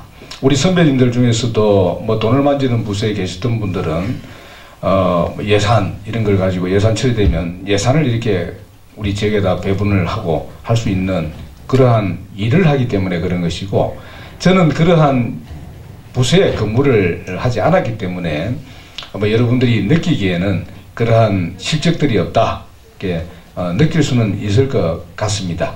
그렇지만은 저는 뭐 제가 지역을 위해서 할 수 있는 일들은 제가 제 최대한 능력이 닿는 한은 해왔었고, 우리 김동진 후보님 옆에 계시지만은 시장하면서 저한테 뭐 부탁했던 거 제가 하나 안 들어준 거 있는지 한번 여쭤보십시오. 그러시면은 아마 다 아실 겁니다. 뭐 이런 것들을 뭐 드러내놓고 이야기를 할 것들은 하는 것도 좋겠지만 뭐 굳이 뭐 그렇게까지 모든 것을 일부러 자랑하기 위해서 들춰내놓고 하는 것도 뭐 별로 그렇게 저는 뭐 썩 좋아 보여서 있는 그대로 여러분들에게 보여드리는 것이 오히려 더 낫지 않겠나 이런 생각도 해봅니다. 지금 토론회 시작한 지가 1시간 반 정도 흘렀습니다. 이번에는 상호 토론을 하도록 하겠습니다. 이거 잘못하면 굉장히 시간이 많이 걸릴 텐데 평소에 그냥 만나시면 선후배고 뭐 가장 가까운 사이 아닙니까?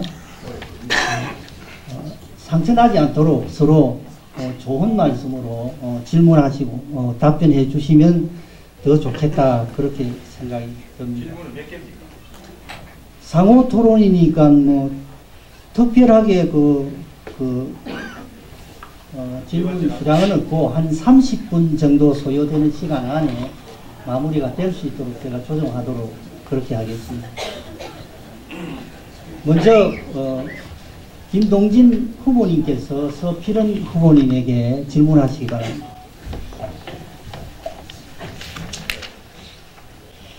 간단하게 질문하겠습니다. 아까 그 LNG 발전소하고 관련해 가지고 제가 보충적으로 말씀드릴 질문을 좀 하면은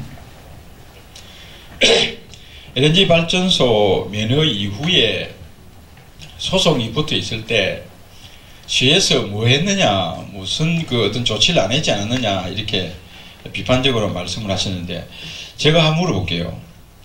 만약에 서필은 후보께서 그 부분을 결정할 수 있는 그런 자리에 있었다면은 이것이 소송이 붙어 있는데 승소를 할지 패소를 할지도 모르는 그런 상황인데 그게 따르는 절차를 이게 투자가 된다고 가정해 가지고 절차를 진행할 수 있겠으며 또 이 절차 진행은 시는 항상 시의회의 승인 내지는 동의 내지는 합의를 받아 가지고 이루어지는 일들이 대부분입니다. 특히 이런 주민설명회 같은 경우에는 그 해당 시의원의 의견도 존중해야 되는 이런 형편에서 그런 분들을 설득을 해서 과연 소송이 붙어 있는데도 불구하고 이거를 뭐 여러 가지 주민 설명이라든지 환경영향평가라든지 그런 거를 진행할 수 있겠습니까? 뭐 저는 당연히 그렇게 해야 된다고 생각합니다. 소송의 법적 문제는 법적 문제이고 이것은 통영시를 위해서 이것을 해야 되느냐 하지 말아야 되느냐 하는 것은 정책 판단의 문제입니다. 그래서 이 소송 문제와 이 정책 판단의 문제를 서로 혼재해서 뭐 시장의 역할이라고 하는 것이 또 시장에게 필요한 자질이라고 하는 것이 이러한 어려운 문제가 있을 때 해결할 수 있는 게 시장의 자질 아니겠어요? 예를 들면 조금 말씀을 좀 마무리하겠습니다. 뭐 그러한 것을 모든 사람들이 하듯이 그래 무난하게 흘려버린다고 하면 뭐 어느 사람이 시장을 못 하겠어요? 그런 걸 좀 하라고 마무리 좀 하겠습니다. 잠깐만요. 그런 걸 하라고 저희들이 이 시장을 뽑아놓은 것이고 저는 그렇게 생각합니다. 행정안전부에 있으면서도 시장이라는 자리는 모든 시민들이 시장을 할 수가 없기 때문에 시민들이 원하는 것을 대표해서 처리를 위탁받은 사람일 뿐이에요. 그런데 이 일은 소송이 붙어 있어요. 이게 승소를 할지 패소를 할지 아무도 모릅니다. 결과 나와야 알지. 소송이 몇 년도에 들어갔습니까? 뭐요? 소송이 몇 년도에 들어갔어요? 2015년도부터 그럼 그 이전에는 왜 이런 문제를 좀 조치를 안 했습니까? 그 이전에는 금방 말씀드렸듯이 현대산업개발에서 그동안에 그 부지 확보 문제 때문에 서로 이제 이렇게 그 성동조선하고 협의를 했죠. 그래서 이제 이 면허기간이 거의 도래됐을 때 이 마지막 잔금을 넣는 바람에 이게 시점으로 봐서 취소냐 아니냐 하는 쟁점이 생긴 겁니다. 그러니까 한번 들어보세요. 말하기는 좋죠. 예를 들면 거의 패소를 해가지고 그런 이제 이 현대산업개발이 완전히 투자를 철수해야 될 상황이 벌어졌다 그러면은 그 지금까지 해온 그런 여러 가지 노력들이 전부 무산되는 거 아닙니까? 그럼 그때 가서 또 그런 비판이 또 나온다고. 그러니까 소송이 붙어 있는 것은 행정의 원칙이 행정을 해봐서 잘 알지만은 소송 결과를 보고 움직이는 겁니다. 그 점을 좀 염두에 두시고. 잠깐만, 그다음에 말씀을 조금 더 드리면 안 되겠습니까? 그다음 제가 다음 질문 넘어가면 되겠습니까? 아니, 잠깐 좀 말씀을 드릴게요. 소송이 2015년도부터 그랬는데 일본에 실태조사를 간 게 제가 알기로 2013년도입니다. 그러니까 저는 원천적으로 이런 생각을 가집니다. 이 사업을 하려고 하면 제가 지금 말씀을 드리고 싶은 게 바로 이거예요. 이 과정을 무시하면 되지 않습니다. 예를 들면 LNG 발전소가 들어와 가지고 우리 지역 어장에 피해를 준다. 몇 년이 지난 다음에 지금 이슈가 되어 있어요.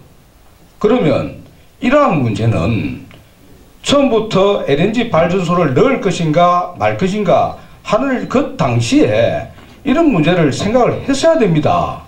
우리 어장에 어떤 영향을 미칠 것인지. 그래서 이런 피해가 있더라도 어장을 가져가자, LNG 발전소를 가져가자, 그러면은 해야죠. 그런데 이러한 것이 제가 지금 말씀을 드리는 게 행정 절차라는 것이 굉장히 중요한 것이고, 그래서 행정 절차 법이라는 것도 있는 겁니다.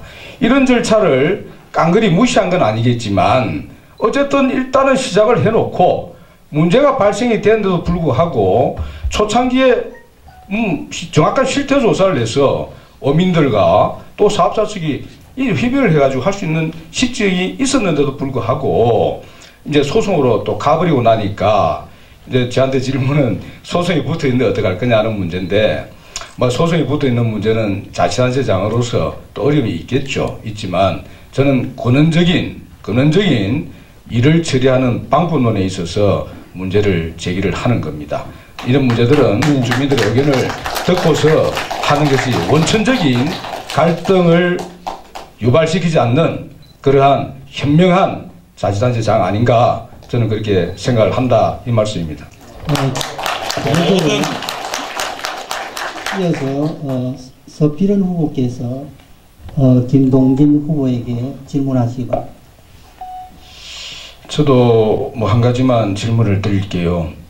성개발 오늘 보니까 말씀을 많이 하시는데 아마 우리 통영이 우리나라에서 두 번째로 아마 섬이 제일 많은 지역으로 알고 있습니다. 신안군이 아마 1번일 거예요. 신안군 같은 경우는 섬개발 100개 년 계획을 수립해 놓고 있습니다. 이 매크로한 접근을 하는 게 아니라 거의 군인데도 불구하고 아주 마이크로한 접근이 아니고 아주 매크로한 접근을 하고 있습니다. 100년 안에 우리 지역의 이 섬들을 어떻게 연계하고 개발해서 우리 지역에 도움이 되도록 할 것인가, 이 계획하에 움직이고 있어요. 우리 통영 앞으로 방향은 맞습니다. 섬을 개발해야죠. 또 섬을 활용해서 말씀하시는 힐링, 또 제가 조금 더 나아가면 마이스 산업으로까지 연계를 시켜 나가야 됩니다. 그래야 우리 지역에 관광이 지지 않는 통영, 이런 어떤 네임밸류를 만들 수 있다고 생각을 합니다. 그렇다고 하면 이미 뭐 지난 이야기이긴 합니다만, 자치단체장으로서 훌륭한 그러한 업적을 좀 남기시려고 한다면은 제 욕심이긴 합니다만은 전 욕심 좀 많습니다. 이러한 통영 같은 경우도 진작에 섬 개발 100년은 아니라 하더라도 50년 계획을 세워서 여기에 따라서 국회의원 보고 예산도 좀 더 달라 그러고 어디 찾아가서 행안부 장관 바지가랑이를 잡고서 돈을 더 달라고 하든지 좀 이렇게 했다면 지금보다 훨씬 더 나아질 수 있지 않았을까 하는 생각이 드는데 이 부분에 대해서는 어떻게 생각하시는지 말씀 한번 듣고 싶습니다. 확실히 행자부 차관 하신 분이 맞습니까? 왜 묻느냐면은 섬은 10개년 계획으로 행정자치부에서 현재까지 제3차 개발계획까지 진행되고 있습니다. 무슨 이야기냐면은 이 섬은 우리나라 국가적인 전체 차원에서 행정자치부에서 이른바 도시종합개발계획법에 의해 가지고 국비 70% 내지 80%, 지방비 20% 내지 30%의 배분 비율까지 넣어서 국가적으로 국가에서 그야말로 영어로 말하면 이니시에이트 해가지고 주도적으로 이거를 해 나가고 있는데 그게 구체적인 계획은 각 시군별로 올립니다. 그럼 그걸 심사를 해서 이루어져가는 그런 시스템입니다. 내가 지금 가만히 이야기를 들어보니까 그런 시스템을 모르고 계시는 것 같아요. 각 시가 무슨 재주로 돈이 몇 천억이 들어가는 것을 자체 계획을 세워가지고 합니까? 1년에 그래서 우리가 사실 제가 말씀드린 그 섬 개발계획 제4차 개발계획이 내년부터 시행이 됩니다. 2019년부터 금년부터 시행이 되네요. 거기에 10년 동안 2028년까지의 우리 통영의 도시종합개발계획이 포괄적으로 들어있습니다. 그 안에 보면은 힐링 관광을 위한 보도교를 2개, 3개 놓고 또 이 섬 개발을 어떻게 하고 정박시설을 어떻게 만드는 내용이 국비 1,570억이 투입되면서 들어오는 걸로 이렇게 계산이 되어 있습니다. 계획이 되어 있습니다. 신안군이 무슨 어떤 그런 계획을 갖고 있는지 모르지만은 아마 용역을 주어서 50년, 100년을 보고 하는지 모르겠지만은 계획을 50년, 100년까지 계획하는 나라는 이 지구상에 없습니다. 10년 계획도 짜기 힘든 게 오늘날의 현실입니다. 그래서 제가 그 이야기를 들으면서 저 양반이 진짜 행정부 차관한 사람이 만나 할 정도로 좀 의심이 가는데 그 4차 종합개발 사업을 자세히 한번 보시기 바랍니다. 감사합니다. 자, 이제 그 말씀을 하시는데 제가 바로 이런 점을 말씀을 드리고 싶었던 거예요. 신안군이 가지고 있는 100개년 계획이라고 하는 것은 군의 희망사항입니다. 그런 계획을 가지고서 방금 말씀하신 국가가 수립하는 단기, 중기 계획의 밑바탕이 되는 거예요. 통영은 섬을 가지고 있지만 행정안전부에서 짜는 그 계획에 의거해가지고 통영에서는 개발만 해 나가야 됩니까? 그게 아니잖아요. 우리 통영은 자체적으로 이렇게 만들어 갔으면 좋겠다 하는 이런 계획이 만들어져 있다면 그걸 가지고 행안부에서 짜는 국가계획에다가 반영을 시키라는 이야기입니다. 이게 통영시 계획이 어떻게 국가계획이 됩니까? 그러한 노력을 자치단체가 얼마나 하느냐에 따라서 국가로부터 얼마나 많은 과실을 따먹느냐. 저는 행안부 차관을 해본 입장에서 울지 않는 사람에게 돈을 주지 않아요. 울어야 돈을 줍니다. 돈 줄 때가 엄청나게 많은데 가만 앉아있는 사람한테 뭐가 예쁘다고 돈을 주겠어요? 그래서 저는 그러한 과실 조금 더 잘 따먹기 위해서는 물론 50년 계획이 없다고 해서 못 따먹는 건 아니겠지만 그런 계획이 있다고 하면 그걸 국가에다 행안부에다가 들이대고 저도 실장, 국장, 차관을 하면서 그런 경험을 많이 해봤지 않습니까? 우리 이 지역을 이렇게 개발시키겠다 하는 의지를 보여주면 그 국가에서는 예산 배정을 확실하게 더 많이 합니다. 그걸 제가 말씀을 드린 것이고, 뭐 죄송한 말씀입니다만은 뭐 차관을 해봤다 이런 말씀은 조금 제가 듣기에 저 차관을 했던 양반 맞나 이런 말씀을 조금 삼가해 주시기 바랍니다. 저도 뭐 명색이 뭐 그런 거를 뭐 했던 사람이고, 우리 김동진 선배님은 사실 제가 공무원 선배님이시고 또 고시 선배고 또 우리 지역구에서도 뭐 저 연배시고, 저는 개인적으로는 상당히 참 존경하고 좋아합니다. 그렇지만 공적인 것과 사적인 것은 구별을 해야 되지 않겠습니까? 그런 측면에서 제가 말씀을 드리는 것이지, 이거 무슨 그 다른 뭐 인신 공격을 하고 그런 게 아니고, 여러분들도 좀 이제 아셔야 되는 사항이기 때문에 저는 조금 더 안타까운 그런 실정의 그런 마음에서 드리는 말씀이고, 또 이렇게 이런 식으로 토론하라 그러니 저도 이제 말씀을 드리는 겁니다. 뭐 저도 뭐 저런 수준의 시장이 있나 하면은 우리 시장님 기분이 좋겠습니까? 뭐 그런 거는 조금 좀 자제해 주시면 감사하겠습니다. 제가 좀 말씀을 드리겠습니다. 그래서 사실 이런 토론하는 자리에 나올 때는 어떤 팩트를 정확하게 알고 나오셔야 돼요. 그래야 토론이 진행이 되죠. 무슨 이야기냐면은 우리 제4차 도시종합개발계획에 보면은 그 당시 통영시가 얼마나 노력을 해가지고 했는지, 그 이전 3차 계획에 비해서 실제로 국비 예산이 약 한 400억 더 정액이 됐습니다. 다른 데는 예를 들면 거제나 이런 데는 다 섬을 갖고 있는 이런 데서는 이 도시종합개발계획에 따르는 예산이 다 축소 조정이 됐어요. 그때 처음으로 섬을 자원으로 보자. 지금까지 도시종합개발계획의 개념은 도서민의 삶의 질을 높이는 쪽으로 계획이 짜져 있었습니다. 그래서 예를 들면은 뭐 그 마을 안길을 좀 넓힌다, 방파제를 넓힌다 이런 거였습니다. 그런데 4차 계획에서는 어떻게 됐냐? 섬 자체를 자원으로 보자. 섬에 어떻게 하면 많은 관광객을 끌어들이느냐 하는 이런 컨셉을 가지고 4차 종합계획을 통영이 처음으로 짠 겁니다. 행안부를 설득을 해서. 그래서 우리가 한 400억 정도 예산을 더 짰거든요. 문제는 예를 들면은 통영이 무슨 노력을 했느냐, 뭐 이렇게 와 울지 않고 짜지 않았느냐 이렇게 이야기하면은 이 팩트 자체를 잘못 파악을 하신 거예요.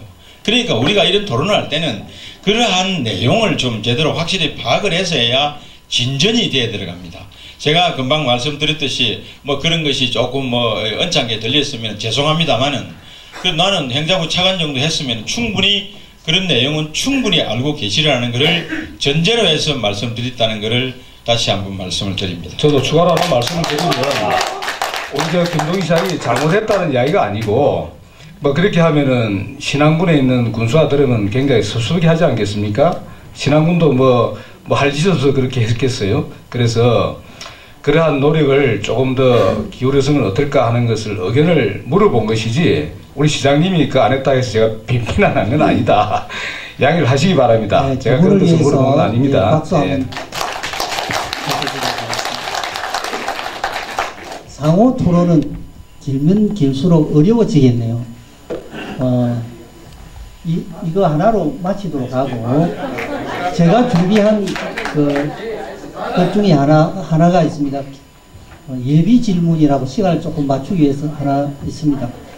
국회에 가시면 지금 총 5개 있는데 그 중에 하나만 하죠. 지금 현재 국회에 계류 중인 정치제도 개선에 관한 건데요. 연동형 비례대표제는 어떻게 생각하십니까? 여기에 대해서 우리 서필현 후보님께서 먼저 하십시오. 연동형 비례대표제는 취지 자체는 좋습니다. 좋은데 기본적으로 우리나라 국회의원 수는 제가 생각할 때는 우리 국민들 수에 비해서 또 하는 일에 비해서 많다고 생각합니다.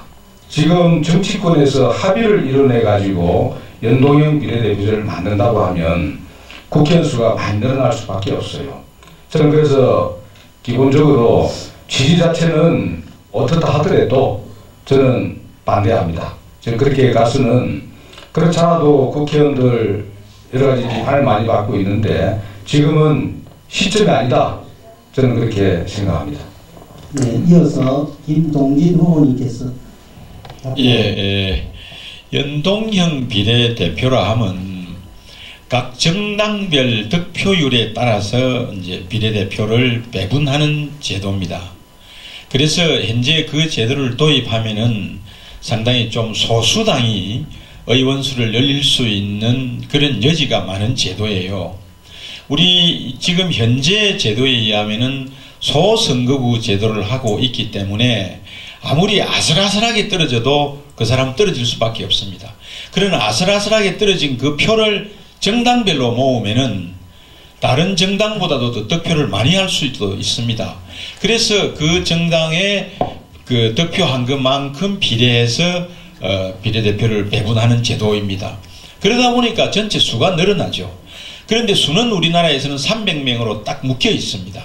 그러니까 이게 이제 취지와 명분은 좋은데 이게 그 숫자 때문에 상당히 어려움을 겪고 있는 거고, 그래서 예를 들면 권역별 연동으로 하자 뭐 이런 이야기도 나오고 여러 가지 이야기가 나오는데, 우선에 이것은 먼저 우리 국민들이나 우리 국회에서 의원 정수에 대한 합의가 먼저 이루어져야 될 겁니다.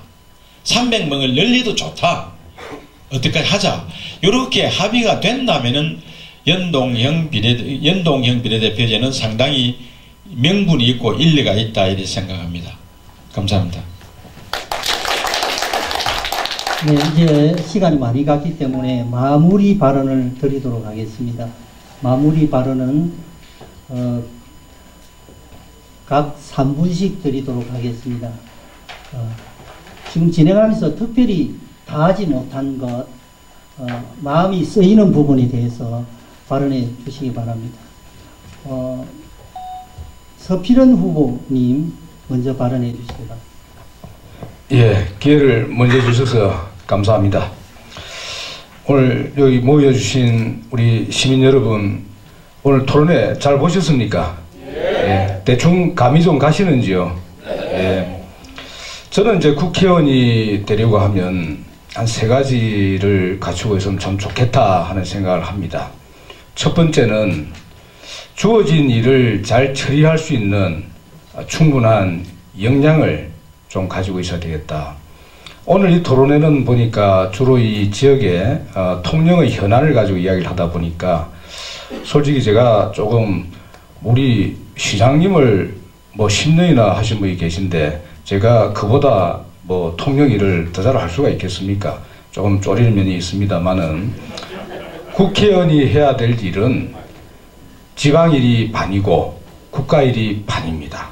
다음번에 기회가 있다면은 국가일 가지고 한번 토론을 한번 하는 자리를 한번 만들어 주시면 좋겠다 이런 생각을 가지고, 두 번째는 우리 지역에서 진정성을 가지고 살신성인하면서 지역을 위해서 봉사하고 일을 할 수 있는 도덕성, 청렴성, 진정성이 있어야 된다.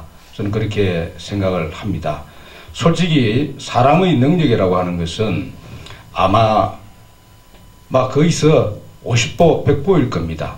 조금 더 어디에서 좌우가 되느냐, 그 사람이 능력이라기보다는 국회의원이 되려고 하는 사람이 능력 없는 사람이 감히 국회의원 하려고 명함 내놓겠습니까? 저는 비슷하다고 봅니다. 차이는 조금 있겠지만 더 중요한 것은 어떠한 국가관을 가졌느냐, 어떠한 청년성을 지니고 있느냐, 얼마나 공익을 위해서 내 사익을 포기할 수 있느냐, 이러한 정신이라고 저는 생각을 합니다.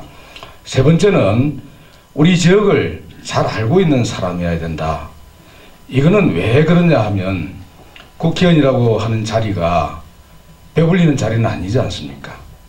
우리 지역을 위해서 밤낮으로 우리 지역민들 안녕과 또 복지를 위해서 밤낮으로 머슴처럼 뛰어야 되는 자리거든요. 그걸 잘하기 위해서는 국회가 열릴 때 자치단체에서 예산서 만들어 가지고 이런 예산 좀 따주십시오 하면은 그 예산 따는 일은 반밖에 되질 않습니다. 제가 착안을 해보니까 국회의원은 항시 어느 부서의 공무원도 만나고 사업가도 만나고 다른 외국의 바이어들도 만나고 다 만납니다. 만나면서 우리 지역에 관계되는 것은 우리 지역의 몫으로 끌어올 수 있는 그러한 기본적인 우리 지역에 대한 이해가 바탕이 되어 있다면 아마 그렇지 못한 사람보다도 2배 이상 일을 잘할 수 있을 것이다. 저는 그렇게 생각을 해서 앞서 말씀드린 3가지가 저는 국회의원으로서 일을 잘할 수 있으려면은 가져야 될 기본적인 그러한 자질과 역량이라고 생각을 합니다. 저는 우리 시민들의 또 국민들의 눈이 되고 발이 되고 또 귀가 되고 제가 가지고 있는 모든 역량을 다 쏟아서 우리 지역 발전을 위해서 힘껏 노력을 하겠다 하는 말씀을 드리면서 제 말씀을 마치겠습니다. 감사합니다. 이어서 김동진 후보님의 마무리 발언이 있겠습니다. 장시간 들어주셔서 대단히 감사합니다. 정말 오늘 여러 이 토론을 거치면서 저도 다시 한번 느끼는 게 통영 고성에 대한 설계도가 필요할 때입니다. 우리가 조선의 붕괴 이후에 여러 가지 어려움을 겪고 있는 이 어려움을 어떤 방향으로 어떻게 극복해 나가고 돌파해 나갈 거냐, 재원을 어떻게 확보해서 어떤 로드맵으로 구체적으로 이거를 끌고 갈 거냐, 이런 것이 가장 중요한 현재 우리가 풀어야 할 과제입니다. 뭐 국회의원의 덕목이 여러 가지 있을 수 있습니다만은 저는 가장 중요한 게 이 지역민이 원하는 그런 일을 제대로 해 나갈 수 있는 그런 능력과 자질과 경험과 일해본 그런 분들이 국회의원이 되어야 되지 않을까 이렇게 생각하는 의미에서 그동안에 저는 이 통영의 이 섬들을 곳곳이 다 이렇게 한번 둘러봤습니다. 그러면서 미래 먹거리로서 그야말로 각 그 섬들의 생태에 맞는 특색 있는 조림 사업을 지금부터 한 8년 전부터 시작을 했습니다. 어떤 섬은 동백나무만 심고, 어떤 섬은 잡밥나무만 심고, 어떤 섬은 또 고사리만 심고, 어떤 섬은 또 이렇게 쑥만 심고 해가지고 이러한 섬들이 20년, 30년 후에 그러한 어떤 특색 있는 섬으로 가꾸어졌을 때 아마 우리 후손들은 거기 배만 하나 띄워도 좋은 관광 프로그램이 될 겁니다. 이거를 지금 우리가 시작을 해야 된다. 또 지금 우리가 해도 좀 늦을 수도 있다. 이런 생각에서 이 곳곳을 잘 아는 사람이 정말 올라가서 국비도 확보하고 관계부처도 설득을 하고 해서 해야 될 일이 가장 크지 않느냐. 아무나 다가 경제 살리겠다, 관광을 진흥시키겠다 말로는 할 수 있습니다. 그러나 그걸 어떤 방식으로 어떻게 저 사람이 해낼 수 있을지 없을지를 시민, 국민 여러분들이 판단을 해야 됩니다. 구체적인 그런 아이디어를 가지고 어떻게 어떤 로드맵으로 풀어가겠다. 그런 부분을 잘 판단을 좀 해주시기 바라고, 그 다음에 또 중요한 것은 우리가 이 토론회를 잘 보셨습니다만은 정말 우리가 이 시점에서 꼭 이 성숙된 사회로 가기 위해서는 그야말로 일을 해본 사람이 앞으로 어떤 구상을 가지고 일을 하겠다는 그 의지가 중요합니다. 그래서 그야말로 그렇게 경험을 가지고 또 지혜를 가지고 이걸 앞으로 해나가겠다는 의지를 여러분들이 잘 판단하는 그런 과정이 아마 필요할 겁니다. 특히 제가 가보니까 고성은 더 심합니다. 정말 고성은 정말 관광도 없는 이런 상황이고 경제가 정말 어렵습니다.